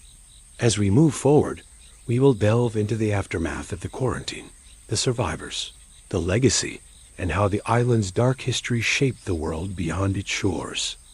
Amid the bleak and harrowing conditions that defined life on the quarantine island, religion emerged as both a fragile beacon of hope and a stark reminder of mortality. For those confined to this isolated outpost of disease and despair, spiritual care was not merely a comfort. It was a necessity. It offered solace in the face of relentless death, a structure amid chaos, and a way to impose meaning on suffering that often felt senseless. From the earliest days of the island's designation as a quarantine zone, religious figures were dispatched alongside medical personnel and guards. These priests, ministers, and lay preachers were tasked with tending to the souls of the sick and dying, providing last rites, and conducting funerals under conditions that challenged even the most devout. Their presence was a rare humanizing thread woven into an otherwise grim tapestry of isolation, infection, and loss. Yet their role was fraught with difficulty. The island's extreme isolation, harsh living conditions, and strict quarantine protocols meant that ministers often found themselves physically separated from their congregations. Many ministers were themselves at risk of contracting the diseases they ministered to, and some succumbed. Others struggled with the emotional toll of witnessing the suffering and death of hundreds, sometimes thousands, of quarantined souls. Their faith was tested in ways unimaginable in the outside world. Early records from the island describe makeshift chapels, erected hastily from driftwood and canvas places of worship, constructed with the barest materials, yet filled with profound spiritual significance. These humble sanctuaries became sites of communal prayer, ritual, and solace. Priests would gather small groups of the quarantined to recite prayers, sing hymns, and offer blessings. For many, these gatherings were the only reminder of normalcy and hope. Prayer itself became a vital practice, not just for the dying, but for the entire community struggling with fear and uncertainty. In the quiet moments before dawn, as mist crept over the rocky shorelines and the scent of salt and sickness hung heavy in the air, many gathered silently or with bowed heads to plead for mercy and healing. Prayer circles, whispered prayers, and fervent invocations to saints and angels echoed through the camp, providing a fragile shield against despair. But religion on the island was not only about hope, it was also about confronting death head-on. The priests were charged with administering the last rites, a sacrament intended to prepare souls for the afterlife, to ease their passage from this world. Given the rapid progression of illness and high mortality rates, last rites were often administered under rushed and heartbreaking circumstances. Priests had to move swiftly between tents, anointing the sick, offering prayers of absolution, and granting communion to those near death. These rituals took on extraordinary significance. The sacramental oil, the sign of the cross, the spoken prayers, all became acts of defiance against the silence of death and the cold inevitability of the grave. Many quarantined clung to these moments as the last vestige of dignity and faith in a place where so much had been stripped away. The dead were tended to with a solemnity born of necessity and reverence. Despite the cramped conditions and overwhelming numbers, the priests and their assistants endeavored to conduct burials and funerals according to religious tradition whenever possible. Graves were dug by hand, often in rocky soil made more difficult by the island's terrain, and bodies were wrapped carefully in linen or canvas shrouds. However, the overwhelming death toll and fear of contagion meant that some bodies were hastily interred in mass graves, and funerals were sometimes conducted with minimal attendance. The priests, though anguished, understood that the physical safety of the living sometimes outweighed the comfort of ritual. These pragmatic decisions created tensions between religious ideals and harsh realities. Within the island community, religious belief took on unique and sometimes complex forms. Some prisoners embraced Orthodox faith fervently, attending prayers and clinging to doctrine as a lifeline. Others, worn down by prolonged suffering, wrestled with doubt and anger at God's apparent silence. Some turned to superstition or folk religion, blending Christian symbolism with local traditions to find meaning amid chaos. Reports from survivors and historical accounts reveal how spiritual leaders sometimes incorporated elements of traditional Appalachian religious practices, which often emphasized personal revelation, ecstatic worship, and the power of faith healing. Such practices brought moments of intense emotion, outpourings of tears, singing, and fervent prayers that lifted spirits, if only briefly.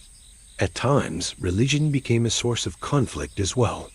Strict moral codes and interpretations of sin and punishment sometimes led to judgmental attitudes within the quarantine. Some individuals were ostracized for perceived failings or as scapegoats for the community's suffering. Clergy occasionally struggled with maintaining compassion amid growing desperation and fear. Still, many of the priests and spiritual caregivers became beloved figures, symbols of resilience, comfort, and the enduring human spirit. Their tireless ministrations, often at great personal risk, earned them a place in the island's history and the hearts of those they served. One poignant story often recounted involves Father Michael O'Connor, an Irish Catholic priest sent to the island in 1702. Known for his gentle manner and unwavering faith, Father O'Connor established a small chapel and became a spiritual anchor for the quarantined Irish immigrants. He was said to have visited every sick person daily, holding their hands, praying beside their beds, and offering comfort. When a devastating fever swept through the camp in the spring of 1703, Father O'Connor himself fell ill. Refusing evacuation, he chose to remain with his flock, administering last rites and prayers until his final breath. His death was mourned deeply, and his grave became a sacred site, marked by a simple cross carved from driftwood. Father O'Connor's legacy lived on in tales of miracles and sign stories of patients recovering after his prayers, of lights glowing at his grave, and of whispered blessings carried on the wind. For many, he embodied the island's spiritual heart and the enduring hope for redemption amid darkness. Similarly, Protestant ministers left their mark. Reverend Samuel Haynes, a fiery Puritan preacher, emphasized repentance and the need for moral rectitude. His sermons, often delivered in the open air, called the quarantined to turn from sin and prepare for judgment. While some found solace in his fervor, others bristled at his sternness, longing instead for compassion. Reverend Haynes oversaw many burials and worked closely with local healers and midwives, blending practical care with spiritual guidance. He compiled a journal of prayers, hymns, and reflections that survive to this day, offering a window into the spiritual life of the camp. Beyond formal clergy, informal spiritual leaders arose: elders, women versed in folk remedies, and even some who claimed visions or prophetic dreams. These figures often bridged religious divides, ministering to individuals of various faiths and offering personalized rituals tailored to the needs of the suffering. Despite the island's bleakness, moments of celebration and ritual punctuated the quarantine.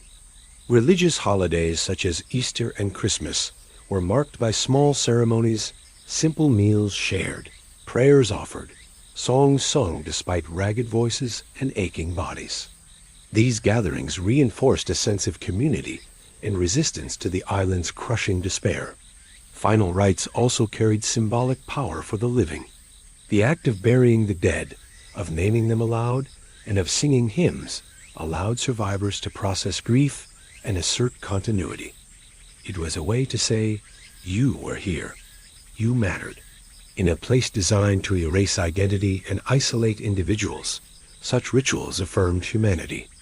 At the same time, some religious practices merged with local superstition, resulting in protective charms, talismans, and prayers meant to ward off disease and evil spirits. Items such as crosses carved from local wood, blessed water, and prayers written on scraps of paper were treasured possessions.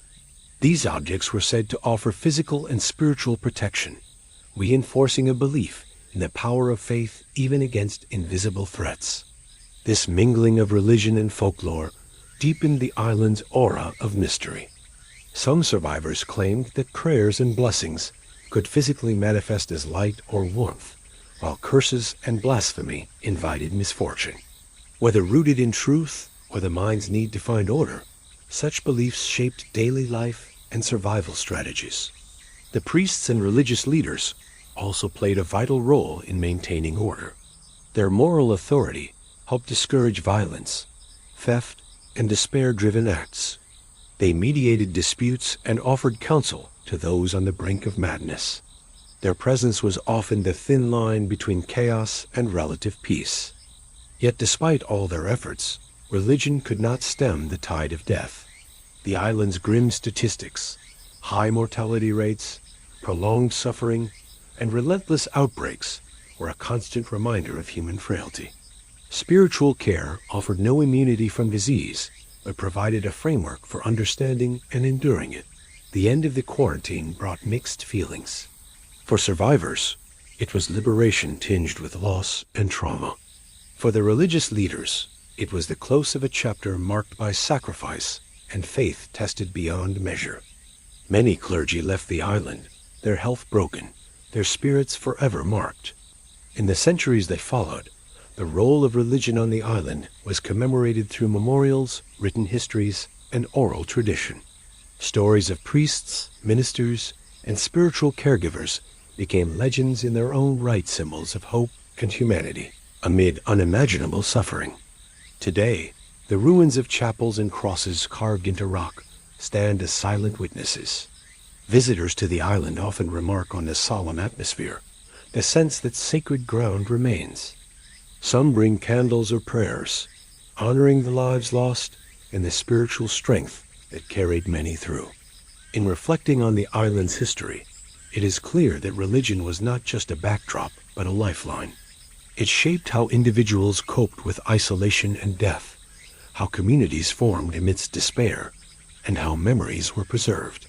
The prayers whispered in the darkest hours continue to echo, reminding us of the enduring human need for connection to each other, to the divine, and to hope. Throughout the long and grim history of the 1700s Quarantine Island, many faces passed through its gates, some known to history, others whispered of in legend, and a few whose stories have endured in vivid detail. These notable patients, whether prominent by birth, notoriety, or circumstance, left their mark on the island's grim narrative. Their fates illuminate the human cost of isolation and offer glimpses into the lives entangled in this harsh chapter of medical history. One of the most well-documented patients was Captain Elias Bradford, a merchant sailor whose ship was among the earliest to arrive at the quarantine zone. Born into a seafaring family, Bradford was respected and feared for his shrewd dealings and fiery temper. When his ship docked, several crew members showed signs of a virulent fever, and authorities quickly quarantined the entire vessel. Bradford, despite his protests, was confined to the island with his crew. Bradford's time on the island was marked by a mixture of defiance and despair. Known for his leadership, he attempted to organize the quarantine into a semblance of order, securing supplies and negotiating with guards for better conditions. Yet, as disease spread rapidly, even his resolve faltered. Historical letters recovered decades later reveal his anguish as friends and men succumbed one by one. In the final weeks, Bradford's journal entries took a darker turn. He spoke of strange visions, ghostly figures appearing on the shoreline, voices calling him into the fog. Some believe these were fever-induced hallucinations. Others see them as evidence of the island's eerie supernatural reputation. Captain Bradford eventually died alone in a small hut, his last words recorded as a prayer for mercy and forgiveness. His burial site remains unmarked, swallowed by the island's overgrowth. Another notable figure was Annabel White, a young woman from a wealthy coastal family who was quarantined after exposure to smallpox. Annabel's story is remarkable for its tragic intersection of privilege and suffering. Her family, desperate to save her, petitioned authorities repeatedly to allow her release or better care, but the quarantine laws were rigid and unforgiving. Annabel endured the harsh conditions with a quiet dignity, and her letters home, later published, reveal a keen intellect and profound loneliness. She wrote of the kindness of a fellow patient who shared bread and warmth, and of the nightly prayers led by the island's chaplain that offered her comfort. Despite receiving what care was possible, Annabel succumbed to the disease within 3 months. Her death sparked controversy among her family and local authorities, fueling debates about quarantine practices and the balance between public health and individual rights. Annabel's story became emblematic of the human tragedy behind the statistics and a catalyst for gradual reforms in quarantine procedures in subsequent decades. Then there was Jeremiah Crane, a man whose story crossed the lines between history and folklore. Crane was a known dissenter and troublemaker in the mainland settlements, a man accused of blasphemy, theft, and insubordination. He was forcibly removed to the quarantine island under suspicion of spreading disease, but rumors swirled that the true reason was to silence him. Accounts from survivors describe Crane as fiercely independent and resistant to authority, often clashing with guards and fellow patients. His reputation for curses and incantations earned him both fear and respect. Some whispered that Crane practiced forbidden rituals to protect himself or curse his enemies. Dangerous man in a place already steeped in superstition, Crane disappeared mysteriously after a violent storm swept the island. Some say he escaped to the mainland, while others claim he was taken by the island's restless spirits. The truth remains unknown, but his legend lives on in local tales warning of those who dare defy fate. Among the island's patients were also children, whose stories are among the most heart-wrenching. Records indicate that entire families were quarantined together, sometimes losing every member except 1 or 2 survivors. The case of the McAllister siblings, Sarah Gantonis, stands out for its poignancy. Sarah and Thomas were just 7 and 9 years old when their parents succumbed to a deadly fever. Left alone, they survived through a mixture of resourcefulness and the kindness of other quarantined families. Their story was passed down through generations as a symbol of innocence and resilience amid despair. In a rare moment of reprieve, Sarah and Thomas were rescued during the final days of the quarantine. Their later lives remain mostly undocumented, but local legend says Sarah became a healer, dedicating herself to caring for the sick, perhaps shaped forever by her childhood ordeal. There were also medical personnel who became patients, their fates interwoven with those they sought to save. Nurse Elizabeth Harding was one such figure. A woman of remarkable courage, Harding volunteered to serve on the island despite the obvious risks. Her diaries recount harrowing tales of sleepless nights, tending to the dying and battling fear. Elizabeth herself fell ill during an outbreak, but refused evacuation until she had seen to the care of her charges. She survived, though weakened, and became a symbol of sacrifice and dedication. Harding's writings provide invaluable insight into daily life on the island and the emotional toll on caregivers. Famous patients were not limited to those of noble birth or public prominence. Many were ordinary folk whose lives intersected with the island's dark history through tragedy or circumstance. Their stories, though less documented, are equally powerful. Take, for example, Thomas Green, a blacksmith from a nearby town. Green's skill earned him respect even within the quarantine. Known for crafting tools and repairing equipment, he helped maintain the camp's basic infrastructure.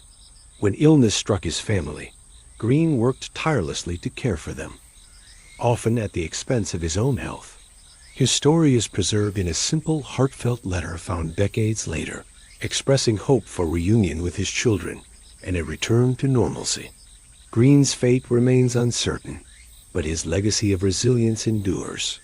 Dramatic events also punctuated the island's history. In one notorious episode, a violent uprising erupted when food supplies dwindled and desperation peaked.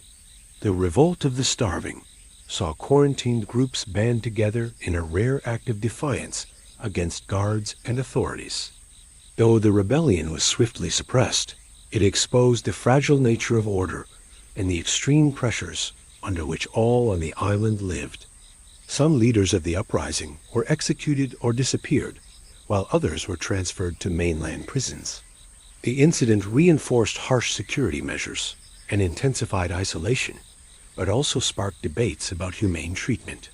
Another dramatic event involved a mysterious fire that destroyed much of the camp's western section.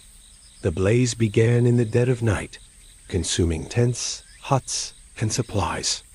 Though no casualties were recorded, the fire left many homeless and without food, compounding suffering.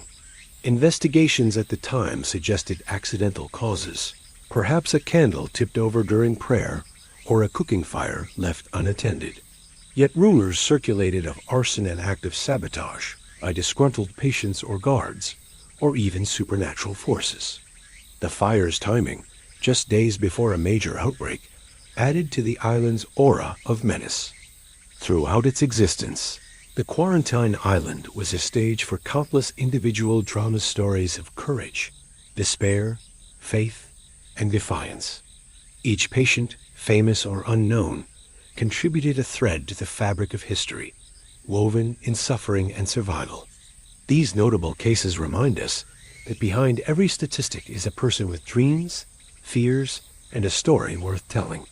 They humanize the grim legacy of quarantine and deepen our understanding of what it meant to live, suffer, and sometimes die in isolation. In exploring these lives, we gain insight not only into the past, but into the timeless human spirit's capacity to endure in the face of overwhelming odds. The island's history is not just one of disease and death, but of memory, legacy, and the enduring quest for dignity amid darkness.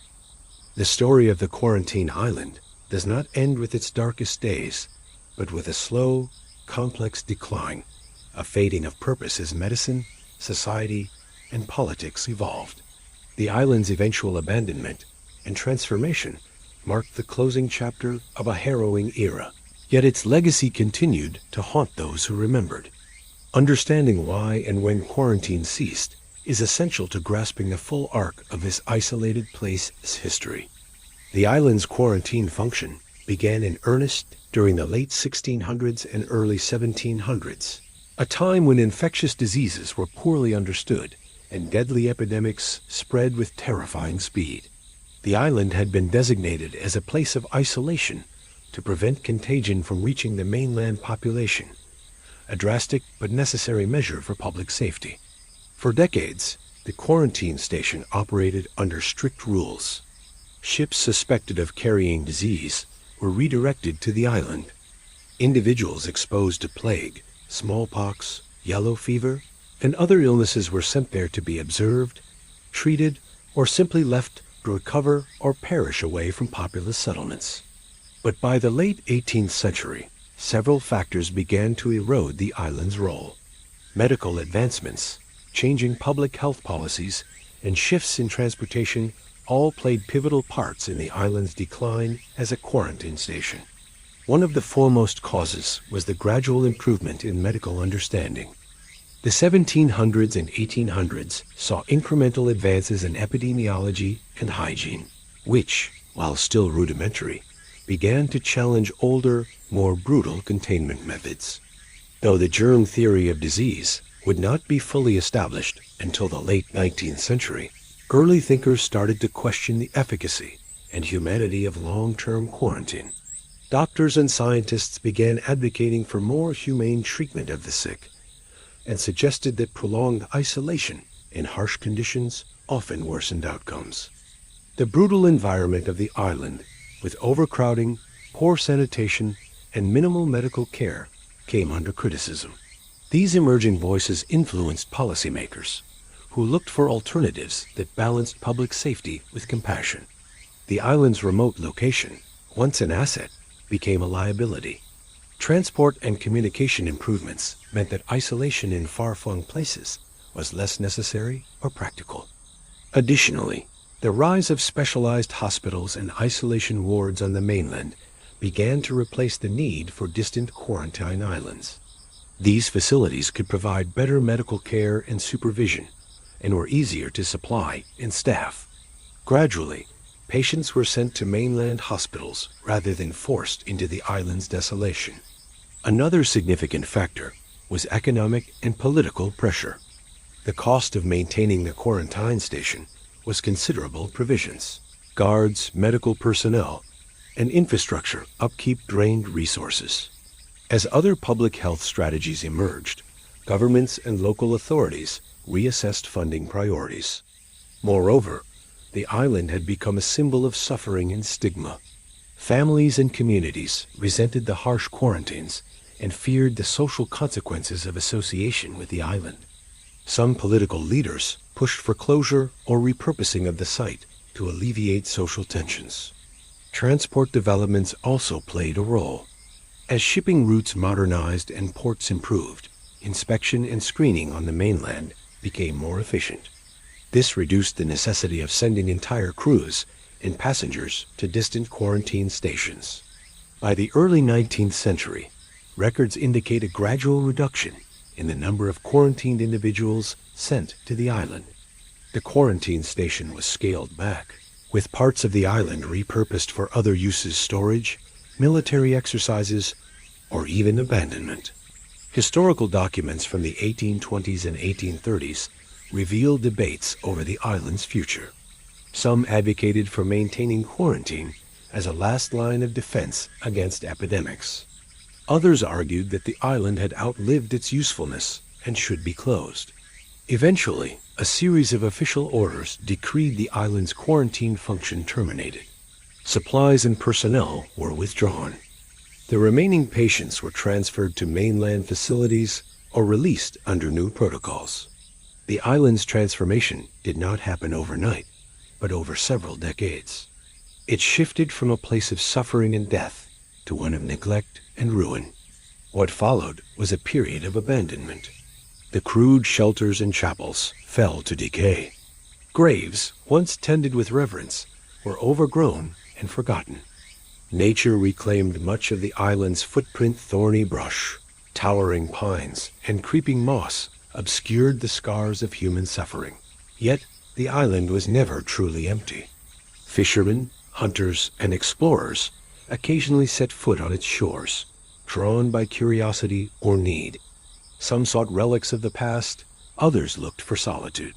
Ghost stories and legends grew around the ruins, fueled by local oral tradition and the island's eerie atmosphere. The island became a locus of memory and myth. Stories of the quarantined, both famous and forgotten, circulated in nearby towns. The island was alternately feared, revered, and mourned. In the 20th century, efforts to preserve the island's history emerged. Archaeologists and historians undertook surveys and excavations, uncovering artifacts, skeletal remains, and structural foundations. Their work illuminated previously unknown details, shedding light on the daily lives, struggles, and deaths of those quarantined. Yet, the island remained largely inaccessible, its terrain rugged and dangerous. It resisted easy categorization as a historical site, a nature reserve, or a somber memorial. Some local governments proposed converting the island into a heritage site or museum, but concerns about safety, funding, and respect for gravesites slowed progress. Conservationists emphasized preserving the island's natural environment alongside its cultural history. Public interest in the island's story surged periodically, often inspired by books, documentaries, or media coverage that highlighted its haunting legacy. The island captured imaginations as a symbol of the intersection of human fear, medical science, and social policy. In recent years, renewed discussions about the ethics of quarantine, isolation, and public health measures, especially during pandemics, have cast the island's history in a new light. Scholars compare past practices with contemporary debates, considering lessons learned and mistakes repeated. The island's decline also reflects broader social and political changes, including evolving attitudes toward disease, death, and marginalized populations. The quarantined were often immigrants, the poor, or social outcasts, and their treatment exposes the inequalities embedded in historical public health responses. In examining why the quarantine ended, it is important to remember that closure did not erase suffering. Many survivors carried lifelong scars, physical, emotional, and social. Communities were forever changed by the memories of those lost. Moreover, the island's legacy influenced subsequent quarantine practices worldwide. It became a cautionary tale of isolation's costs and the importance of humane care. Today, the island stands as a silent witness to its past. Its rocky shores, overgrown graves, and crumbling ruins speak of an era when fear of disease shaped lives in ways both profound and tragic. While the quarantine island no longer serves its grim original purpose, its story remains vital. It reminds us of the fragility of life, the resilience of spirit, and the price paid in the name of public health. Understanding the island's decline is not just about dates and policies. It is about acknowledging a chapter of human history marked by suffering, survival, and ultimately, transformation. The ruins of the quarantine island stand today as silent witnesses to a painful and often forgotten chapter of history. Once a place of isolation, despair, and death, the island now offers valuable insights into the lives of those confined there, thanks to the tireless work of archaeologists and historians. Over the years, excavations and careful study of the site have uncovered a remarkable wealth of artifacts, human remains, and structural remnants that paint a vivid picture of daily life, suffering, and resilience. During the island's operation as a quarantine station, archaeological investigations began in earnest during the mid-20th century, when growing interest in preserving historical sites prompted surveys and digs. Early efforts focused on mapping the layout of the camp, locating the basic infrastructure such as housing, medical facilities, guard posts, and burial grounds. As work progressed, researchers uncovered more personal elements of life on the island, revealing how individuals coped with the harsh conditions imposed upon them. One of the most poignant findings has been the discovery of numerous burial sites scattered across the island. These graves, often unmarked or crudely marked, held the remains of those who died during quarantine, many succumbing to the very diseases the island was meant to contain. Forensic analysis of skeletal remains has provided crucial information about the demographics of the quarantined population, including age, sex, nutritional status, and evidence of disease. This biological data, combined with historical records, offers a more complete understanding of who these people were and the toll exacted by isolation and illness. Alongside human remains, excavations have unearthed an array of artifacts belonging to the quarantine. Personal items such as buttons, coins, pieces of jewelry, and fragments of clothing reveal a human side to the tragedy, illustrating the attempts to maintain dignity amid hardship. Medical instruments, bandages, and bottles have also been found, shedding light on the rudimentary medical care available, and the desperation of doctors and nurses striving to stem the tide of disease with limited resources. Among the most fascinating discoveries are the inscriptions and carvings left by the quarantine themselves. Scratched into walls, rocks, and wooden surfaces, these markings range from simple initials and dates to elaborate poems, prayers, and drawings.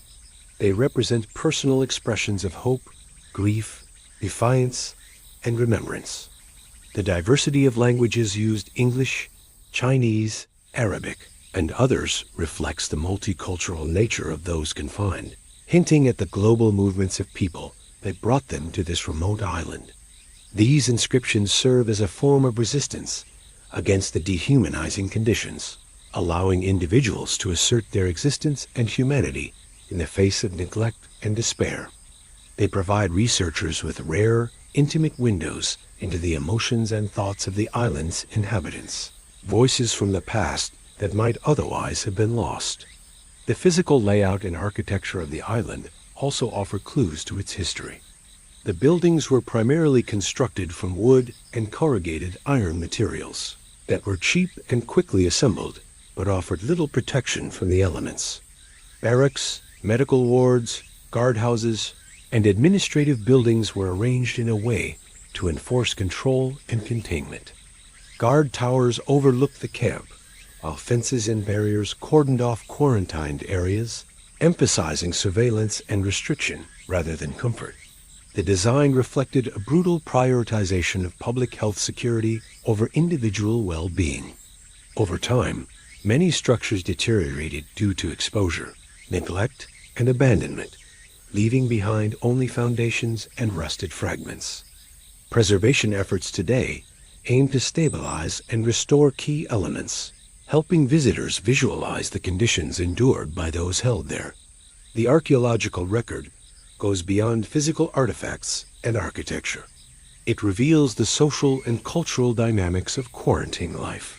The diversity of objects and inscriptions testifies to the varied backgrounds, languages, and beliefs of the island's population.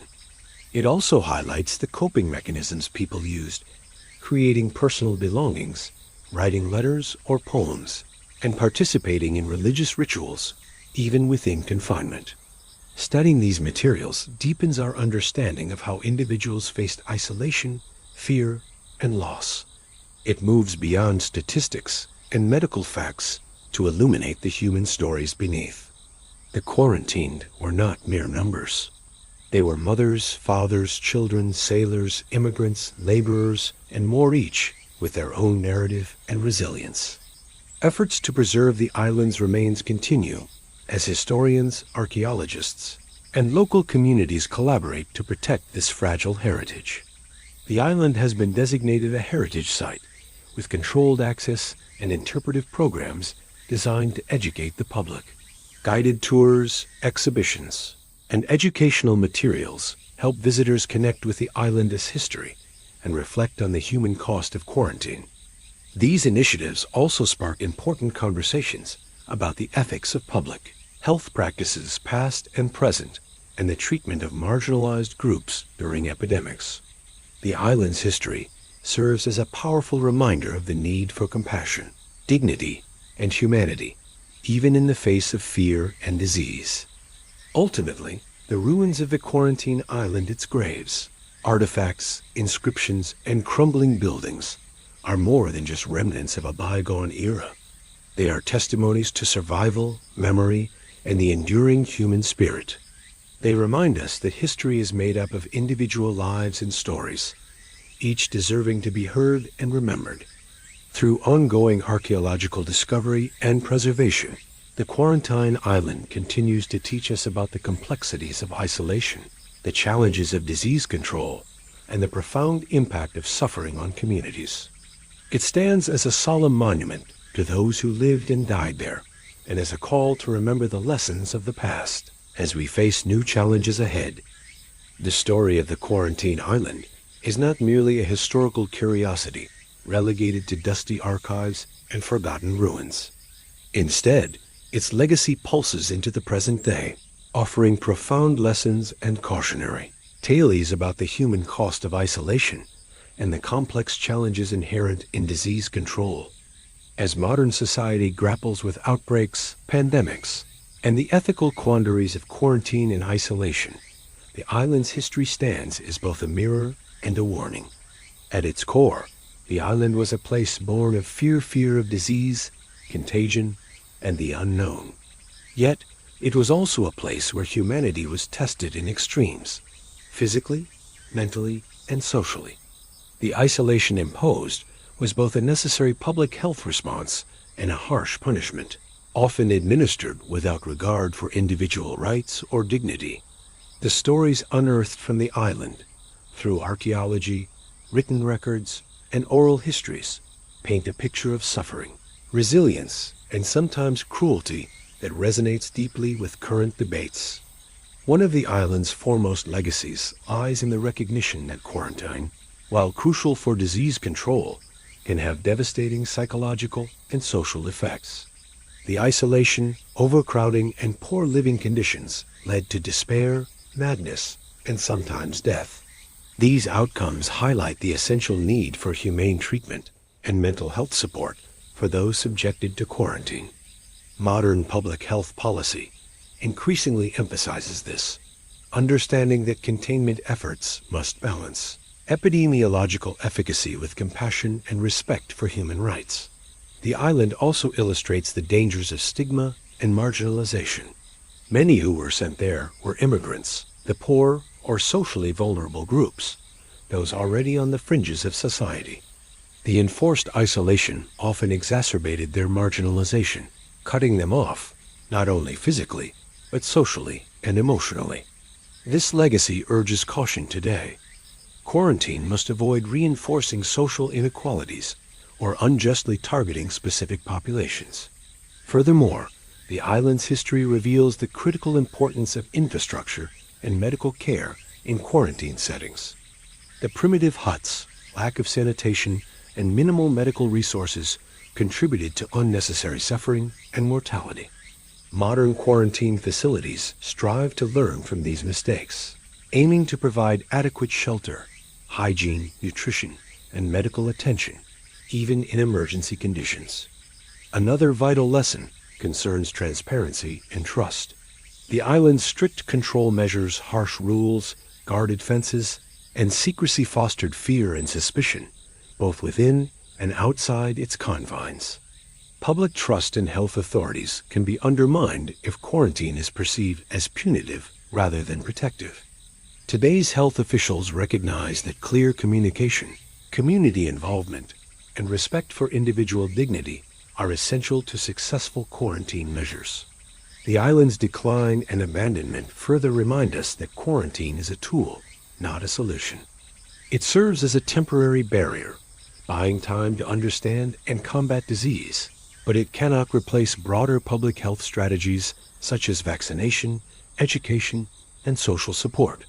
The eventual closure of the island was driven by advances in medical knowledge and changing social attitudes, reinforcing that progress in healthcare is the ultimate path to overcoming epidemics.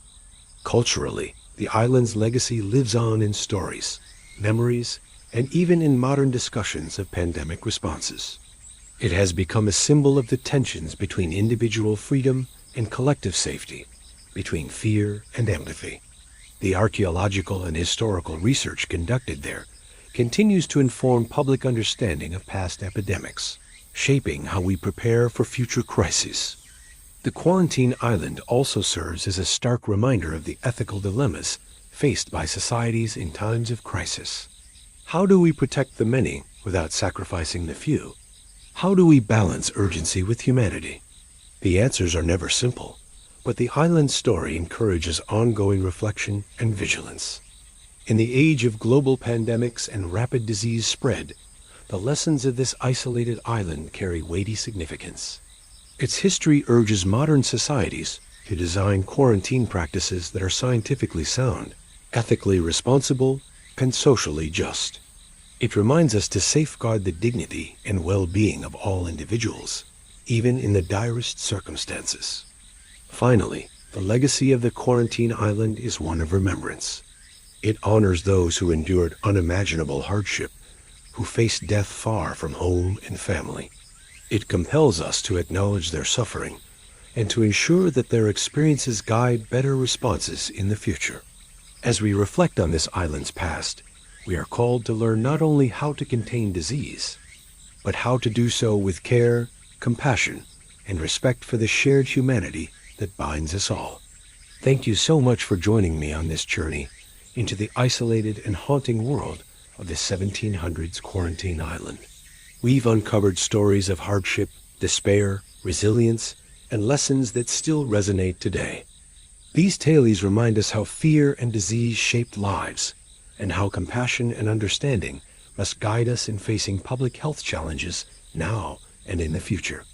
If you found this exploration as fascinating and chilling as I did, please hit that like button. It really helps the channel grow.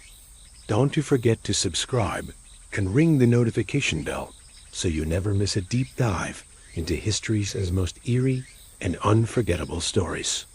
And if you have any thoughts or questions about the quarantine island or its legacy, drop them in the comments below. I love hearing from you and discussing these topics together. Remember, history isn't just about the past. It's a mirror that helps us understand the present and shape a better future. Stay curious, stay safe, and I'll see you in the next video.